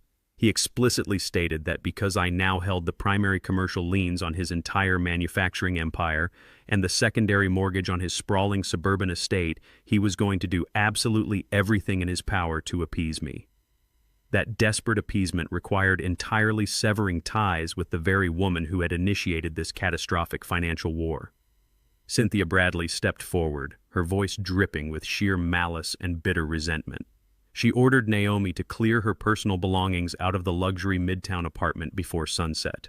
The apartment technically belonged to Arthur's corporate holding company, and they were officially evicting her effective immediately. They turned their backs on her, climbed into their waiting black town car, and drove away without a single backward glance, leaving a heavily pregnant Naomi completely stranded and utterly abandoned on the concrete courthouse steps. That evening, a violent, unforgiving thunderstorm rolled across the city of Atlanta. The heavy rain battered the roof of my quiet brick townhouse, washing away the oppressive heat of the day. I sat in my comfortable armchair, drinking a cup of hot black coffee, listening to the rhythmic drumming of the storm against my living room windows. Just past 10 o'clock, the sharp, sudden chime of my front doorbell pierced the quiet atmosphere of my home. I did not rush to answer it. I set my ceramic mug down on the wooden side table and pulled up the security camera application on my smartphone. The high-definition night vision feed displayed the front porch. Standing there completely soaked by the freezing rain was Naomi. She was 5 months pregnant, shivering violently in the cold wind, dragging a single battered rolling suitcase behind her. Her designer clothes were ruined and her arrogant pride had been entirely stripped away. She pressed the illuminated doorbell a second time, looking directly into the camera lens. I watched her on the high-definition security feed for a long, silent moment. The heavy rain mercilessly battered her shoulders, flattening her once perfectly styled hair against her pale, frightened face. She pressed the illuminated doorbell a third time, her hand shaking violently in the freezing downpour. I could hear her muffled sobs echoing even through the thick, insulated walls of my townhouse. She was no longer the arrogant, entitled woman who had sat across from me in that upscale restaurant on Father's Day, sipping expensive wine and complaining about her perfectly comfortable life. She was no longer the ruthless conspirator who had confidently perjured herself in a family courtroom just a few hours prior. She was completely and utterly broken. The luxurious lifestyle she had prioritized above her own flesh and blood had rapidly evaporated, leaving her stranded in the harsh, unforgiving reality of the choices she had actively made. "Dad," she cried out. Her voice was raw, desperate, and cracking under the heavy weight of her absolute terror. "Please, Dad. I know you are in there. Please open the door. I have absolutely nowhere else to go." It was the very first time in years that she had called me by that title with any genuine emotion. There was no condescension, no impatience, no cruel edge to her tone. It was a plea born of pure, unadulterated desperation and deep, profound regret. She wrapped her arms protectively around her swollen belly, shivering violently as the harsh Atlanta storm showed her absolutely no mercy. The wealthy in-laws who had fueled her arrogance had casually discarded her like unwanted trash. The husband she had chosen to protect over her own father was sitting in a federal holding cell. The money she had secretly attempted to funnel into offshore accounts had been completely seized by federal investigators. She had systematically burned every single bridge she had ever crossed, and now she was standing on the final smoking edge of the ruin she had intentionally created. I stood up from my comfortable armchair and walked slowly toward the entryway. I did not feel a sudden rush of paternal panic. The impenetrable wall of steel that had briefly fractured at the cemetery had solidified once again, forged in the intense fires of her undeniable, calculated betrayal in that courtroom. I reached into the hallway closet and pulled out a thick, clean, dry cotton towel. I unlocked the heavy deadbolt, turned the brass knob, and pulled the front door open. The freezing wind and rain instantly swept into the warm foyer, but I stood my ground. Naomi gasped in relief the moment she saw my face. She was completely drenched, her expensive designer maternity dress clinging heavily to her shivering frame. Her mascara ran down her cheeks in dark, messy streaks, ruining her carefully curated image. I extended my right hand, offering her the dry white towel. She reached out with trembling fingers, grabbing the fabric with a pathetic eagerness. She quickly wiped the freezing rain from her face and took a deep, shuddering breath, clearly expecting me to step aside and welcome her back into the absolute safety and warmth of her childhood home. She gripped the handle of her battered rolling suitcase, preparing to step her wet shoes across the threshold of my house. As she moved her foot forward, I smoothly raised my left hand, placing my palm flat against the wooden door frame. I physically blocked her entry, establishing an absolute impenetrable barrier between the cold storm outside and the sanctuary of my home. Naomi froze instantly, her foot hovering awkwardly in midair. She looked up at me, sheer confusion masking her tear-stained face. "Dad," she whispered, her voice trembling violently against the howling wind. "Please let me inside. I am freezing. I am pregnant. I lost everything today. Logan is gone. Arthur and Cynthia threw me out on the street. They took my apartment. They took my cars. I am so incredibly sorry for what I did to you. I was wrong. I was so incredibly wrong."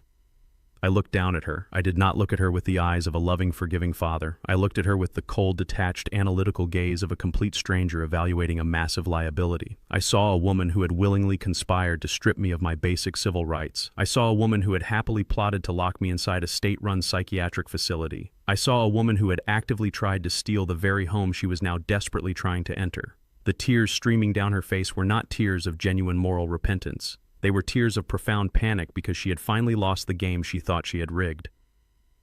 "You are pathetic, Naomi," I said. My voice was quiet, steady, and entirely devoid of any warmth or compassion. I repeated the exact devastating phrase she had so casually thrown directly into my face at that upscale restaurant on Father's Day. The words hit her with the physical impact of a violent slap. She physically recoiled, her eyes widening in sheer unadulterated horror as the brutal weight of my statement finally crushed her. I gave you absolutely every advantage a father could possibly provide.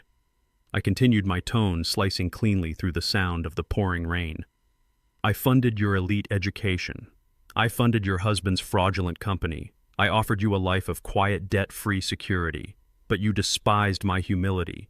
You worshipped greed, arrogance, and ruthless entitlement. You willingly chose to align yourself with criminals who viewed me as nothing more than a disposable financial asset.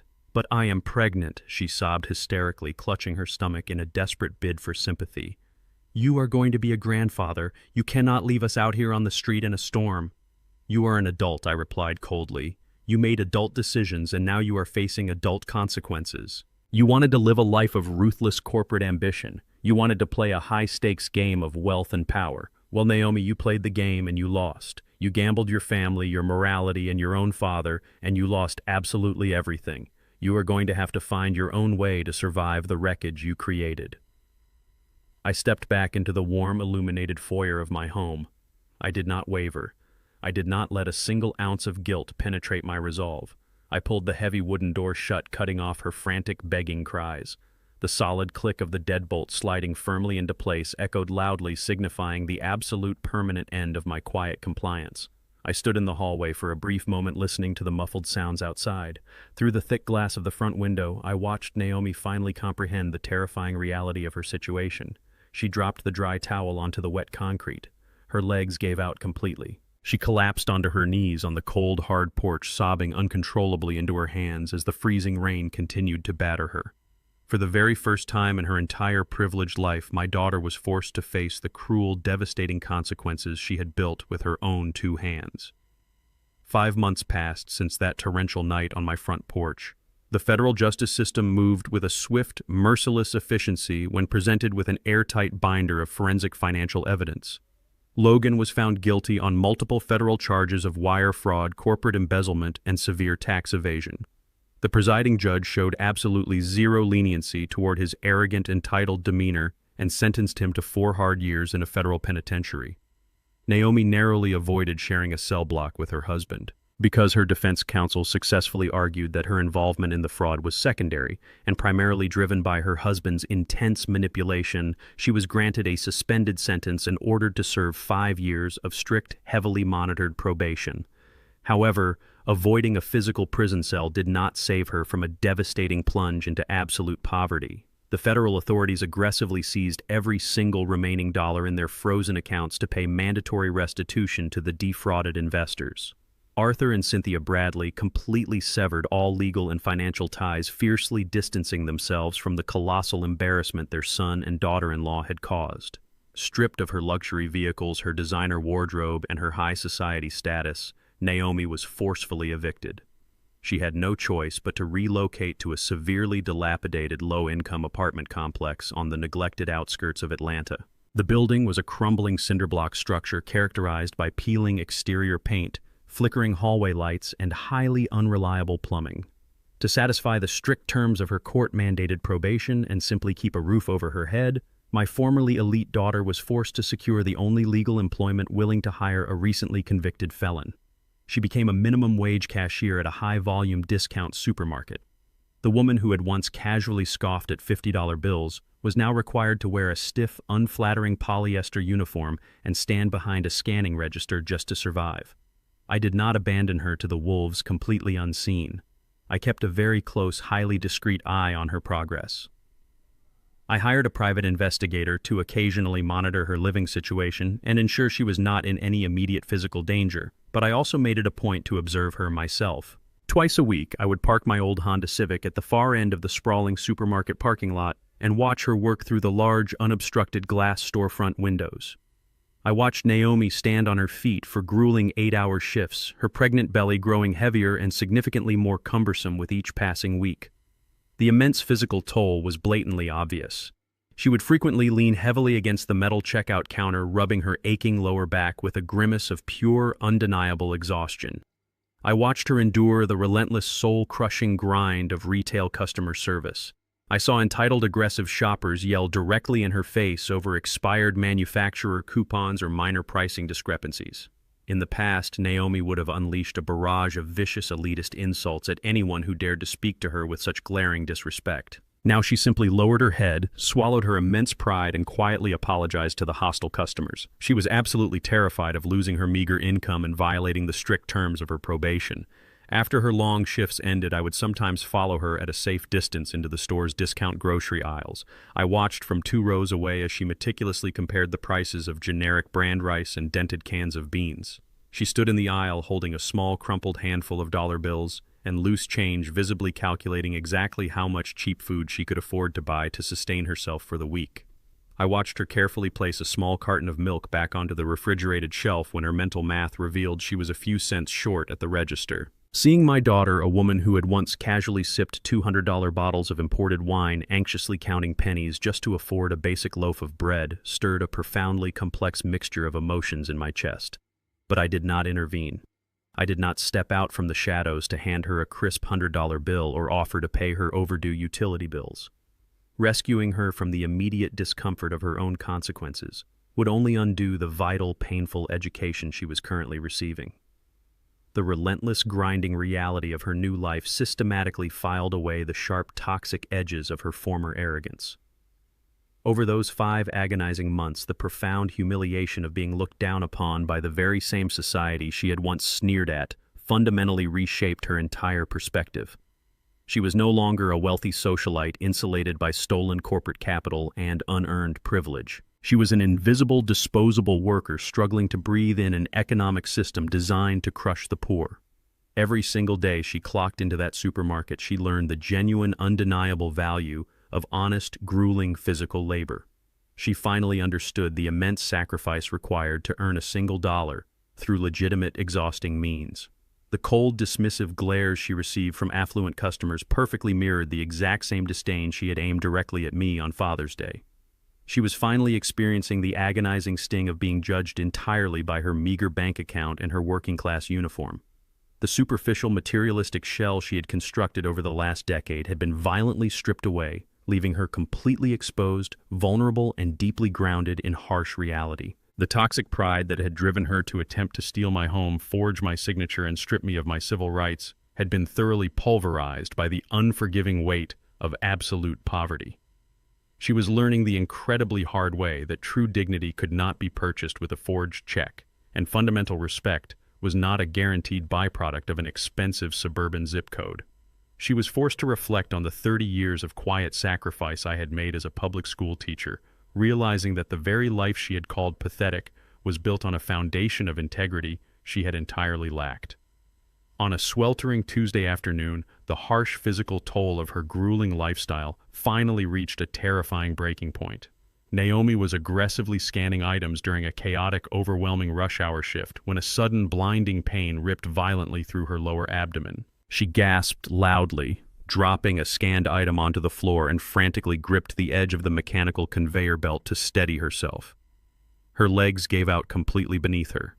She collapsed heavily onto the hard linoleum floor of the supermarket, clutching her swollen stomach in sheer, unadulterated agony as severe, premature labor pains aggressively seized her entire body. Panic instantly erupted in the checkout lane. A frantic store manager immediately called for an emergency medical unit. I was sitting in my quiet home office reviewing legal documents when my cell phone began to ring with a sharp, urgent tone. The caller ID displayed the official name of a major local public hospital. I answered the call immediately, my posture stiffening. A stern, fast-talking triage nurse informed me that Naomi Cole had just been rushed into the emergency maternity ward, suffering from severe, highly dangerous premature labor complications.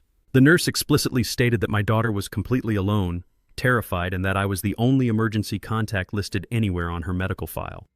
I did not hesitate when the triage nurse abruptly ended the call. I grabbed my heavy coat, walked out into the humid evening air, and climbed into my 12-year-old Honda Civic. I drove through the darkening Atlanta streets toward the county hospital, my mind processing the sudden chaotic turn of events. The blinding neon signs of the emergency entrance guided me into the sterile, overwhelmingly hectic environment of the public medical facility. I navigated the labyrinth of harsh fluorescent hallways, bypassing the crowded waiting areas until I reached the neonatal intensive care unit. Through the thick, soundproof observation glass, I saw my grandson for the very first time. He had arrived into the world weeks before his scheduled due date. He was incredibly small, a fragile, helpless life, fighting for every single breath inside a highly regulated temperature-controlled plastic incubator. Intricate wires and sophisticated medical sensors were carefully taped to his tiny chest, monitoring his rapid, fluttering heartbeat with mechanical precision. I stood there in absolute silence for a long time, watching the steady rise and fall of his fragile chest, feeling a profound, undeniable sense of duty wash over me. This child was entirely innocent. He had absolutely no part in the vicious greed, the forged banking documents, or the malicious court battles orchestrated by his parents. After confirming with the attending pediatrician that the boy's vital signs were stabilizing and slowly improving, I turned away from the observation window and walked down the long corridor to the postnatal recovery ward. I pushed open the heavy wooden door to room 312. Naomi was lying completely flat on a thin, uncomfortable hospital mattress. She looked utterly unrecognizable from the arrogant, impeccably styled socialite who had sneered at me in that upscale restaurant on Father's Day. Her face was severely gaunt, deeply pale, and etched with profound physical and emotional exhaustion. Her hair was matted with cold sweat, and her eyes were sunken, carrying the heavy, undeniable weight of a woman who had hit absolute rock bottom. The stark reality of her sudden poverty and the grueling physical toll of her discount retail job had thoroughly and completely broken her.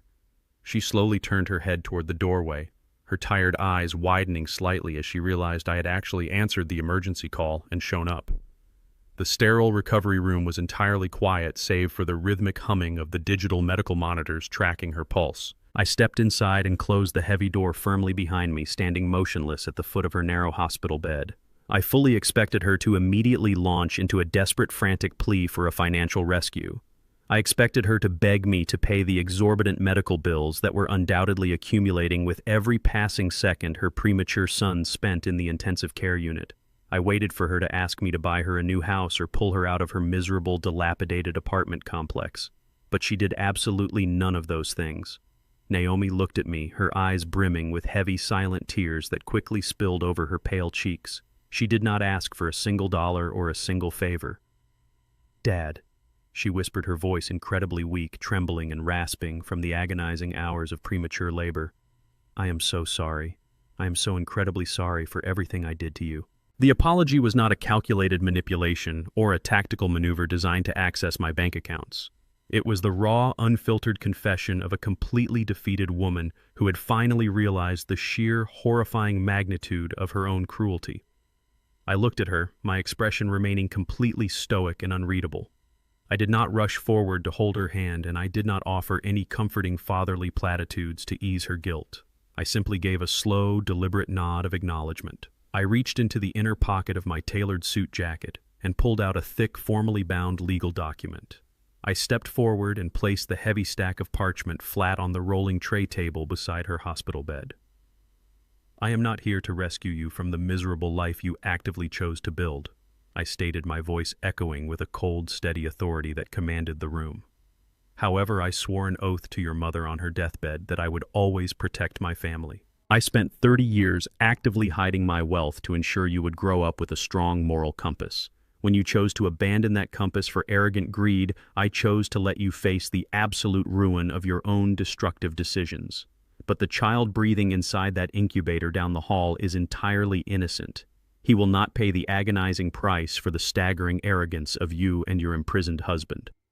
I pointed firmly to the legal document resting on the metal table. "That is a binding, irrevocable trust agreement," I explained clearly. "Yesterday afternoon, I formally dissolved a significant portion of my liquid investment portfolio. I took a massive percentage of my personal capital and established a permanent bulletproof educational and medical trust fund exclusively registered in your son's name. The money secured inside that specific account will guarantee that my grandson will attend the best schools in the country without incurring a single cent of debt. It will cover every single medical bill, every emergency procedure, and every necessary expense he requires to grow up healthy and entirely secure. Naomi stared down at the thick legal contract, her chest heaving with quiet, overwhelmed sobs. She reached out a trembling hand, lightly touching the edge of the crisp paper, as if it were a fragile lifeline thrown into a raging, violent ocean. But before she could formulate a response or express her gratitude, I delivered the absolute non-negotiable conditions of my intervention. "You need to listen to me very carefully, Naomi," I said, my tone hardening into impenetrable, freezing steel.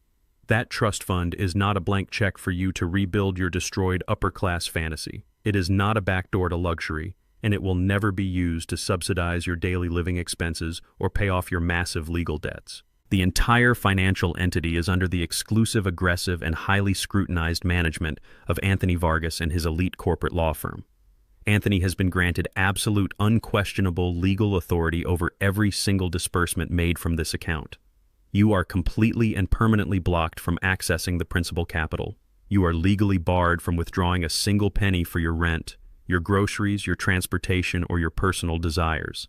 If you attempt to manipulate the fund in any way, forge a withdrawal request, or use the boy as leverage to extract cash, Anthony will immediately terminate your access to the child's auxiliary benefits and drag you back into federal court. My grandson will never experience financial deprivation, but you will not be allowed to leech off his guaranteed security. You will continue to clock into your grueling shifts at the discount supermarket. You will continue to stand on your aching feet, scan barcodes, and calculate pennies to pay your own rent. You will learn the true, undeniable value of honest, exhausting labor, and you will support yourself with the absolute dignity that you previously despised and mocked. You will earn your own survival with your own two hands day after day without any safety net to catch you when you stumble." Naomi pulled her trembling hand back from the legal document as if she had just touched a hot stove. The tears flowed freely down her exhausted face, soaking into the thin, uncomfortable hospital pillow beneath her head. She looked up at me, her expression a heartbreaking portrait of absolute crushing realization. She finally understood the permanent, unyielding boundary I had established between us. The bridge was completely burned, and I was not going to rebuild it for her. "Are you still not forgiving me, Dad?" she asked, her voice cracking into a desperate, agonizing sob that echoed off the sterile walls. "After everything that has happened, after I lost everything, do you still hate me?" I looked down at the broken woman who had once confidently tried to lock me in a psychiatric ward to steal my only home. I felt no hatred, no lingering anger, only a profound, resolute clarity about the nature of consequence. "Forgiveness is a reward earned through consistent, undeniable actions," Naomi first replied, my voice perfectly steady and devoid of any lingering hesitation. "It is not a prize handed out simply because you finally learned how to cry when you lost the game." I turned my back on her, walked out of the quiet hospital room, and closed the heavy wooden door firmly behind me, leaving her alone with her choices. I stepped out of the hospital and into the cool night air, leaving the stifling drama of my daughter's self-inflicted ruin firmly behind me. The following weeks settled into a profoundly quiet, deeply satisfying rhythm. I had legally unlocked a staggering $12 million fortune. Yet my daily routine remained remarkably unchanged. I did not suddenly purchase a sprawling, ostentatious mansion in the affluent northern suburbs of Atlanta, nor did I trade my reliable 12-year-old Honda Civic for a flashy European sports car. I had spent my entire adult life witnessing exactly what sudden, unearned wealth could do to a person's character. I refused to let that happen to me. I chose to remain entirely grounded in the very same brick townhouse Naomi and Logan had so desperately tried to steal from me. It was my sanctuary, a physical monument to 30 years of honest, hard-working stability. I did, however, make one small, deeply personal enhancement to the property. I hired a local landscaping crew to plant a vibrant, impenetrable barrier of deep crimson rose bushes completely encircling my front lawn. The thick, thorny stems served as a beautiful natural fortress, a quiet metaphor for the absolute boundaries I had successfully established against anyone who dared to threaten my peace. I spent my mornings pruning those roses, breathing in the fresh Georgia air, and enjoying the absolute freedom that comes from cutting toxic, manipulative people completely out of your life. The crushing weight of having to constantly manage Naomi's ungrateful expectations had completely vanished, replaced by an incredibly light, invigorating sense of purpose. My wealth was no longer a heavily guarded secret kept in the shadows, but I had absolutely zero intention of using it to impress a society obsessed with superficial status. Instead of hoarding my capital or playing the role of a traditional disconnected venture capitalist, I channeled the overwhelming majority of my newly liquidated funds into a project of profound substance. I purchased a massive abandoned warehouse space located directly in the heart of one of Atlanta's most historically marginalized, chronically underserved neighborhoods. I brought Anthony Vargas on board to handle the complex municipal zoning permits, and within 6 months we completely transformed the decaying structure into a state-of-the-art, fully funded technology and business incubator. I named it the Vanguard Innovation Center, explicitly dedicating its resources exclusively to ambitious, underprivileged African-American youth who possessed brilliant entrepreneurial minds but utterly lacked access to generational wealth. I did not just write a massive check and walk away. I became a permanent daily fixture inside that building. I walked the halls personally, mentoring brilliant young men and women who reminded me of the eager high school history students I used to teach decades ago. I provided them with millions of dollars in zero-interest seed capital, comprehensive legal counsel, and direct access to my extensive, highly lucrative commercial real estate network. I was actively building a genuine, sustainable empire of opportunity for kids who had spent their entire lives being systematically ignored by the very same elite banking institutions Logan had tried to defraud.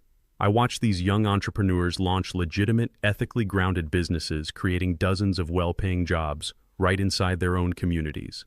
Every single dollar I invested into their futures yielded an immeasurable return in human dignity and economic empowerment. I was using the exact same fortune that my daughter and her arrogant white in-laws had aggressively tried to steal to actively dismantle the systemic barriers designed to keep my people at the bottom. The profound, undeniable impact I was making in the real world completely validated the brutal, emotionally devastating war I had waged in family court. My legacy was no longer tied to a toxic, ungrateful daughter who worshipped superficial luxury. My legacy was actively thriving in the fierce, undeniable success of an entire generation of brilliant, resilient youth who knew exactly what it meant to earn their keep through sheer, unadulterated grit and flawless integrity. Exactly 1 year after that fateful Father's Day dinner, I found myself walking right back through the heavy glass doors of that exact same upscale restaurant in downtown Atlanta. The atmosphere had not changed, but my position within it certainly had. I was no longer the poorly dressed, dismissed old man clutching a handmade wooden box while his daughter publicly humiliated him. This time, I was arriving for a highly exclusive celebratory lunch with the newly elected mayor and several prominent city council members who were officially honoring the economic contributions of the Vanguard Innovation Center. The general manager of the restaurant, who had been fully briefed on my identity by the mayor's security detail, practically sprinted across the lobby to greet me. He bowed his head with the utmost undeniable respect, personally escorting me to the most prestigious, secluded table in the entire establishment. I sat down in a plush leather chair, smoothing the lapels of my impeccably tailored dark navy suit. I ordered a simple, high-quality black coffee and looked around the dining room. I easily spotted the exact table where Naomi had viciously called me pathetic. The memory no longer carried a single ounce of pain or resentment. It simply served as a stark, necessary reminder of the absolute, unyielding boundary I had successfully enforced. The waiters hovered nearby, eagerly anticipating my every request, recognizing the quiet, immense power that radiated from a man who commanded a genuine financial empire without needing to loudly declare it. As I waited for my distinguished guests to arrive, I casually glanced out the massive floor-to-ceiling window overlooking the busy Atlanta sidewalk. Through the thick glass, I spotted a very familiar figure walking slowly down the street. It was Naomi. She was pushing a simple, unbranded baby stroller, navigating the crowded pavement with her head down. She was wearing faded denim jeans and a basic cotton work shirt, carrying a heavy canvas tote bag on her shoulder. She looked incredibly tired walking home from her exhausting shift at the discount supermarket, but her posture was entirely different.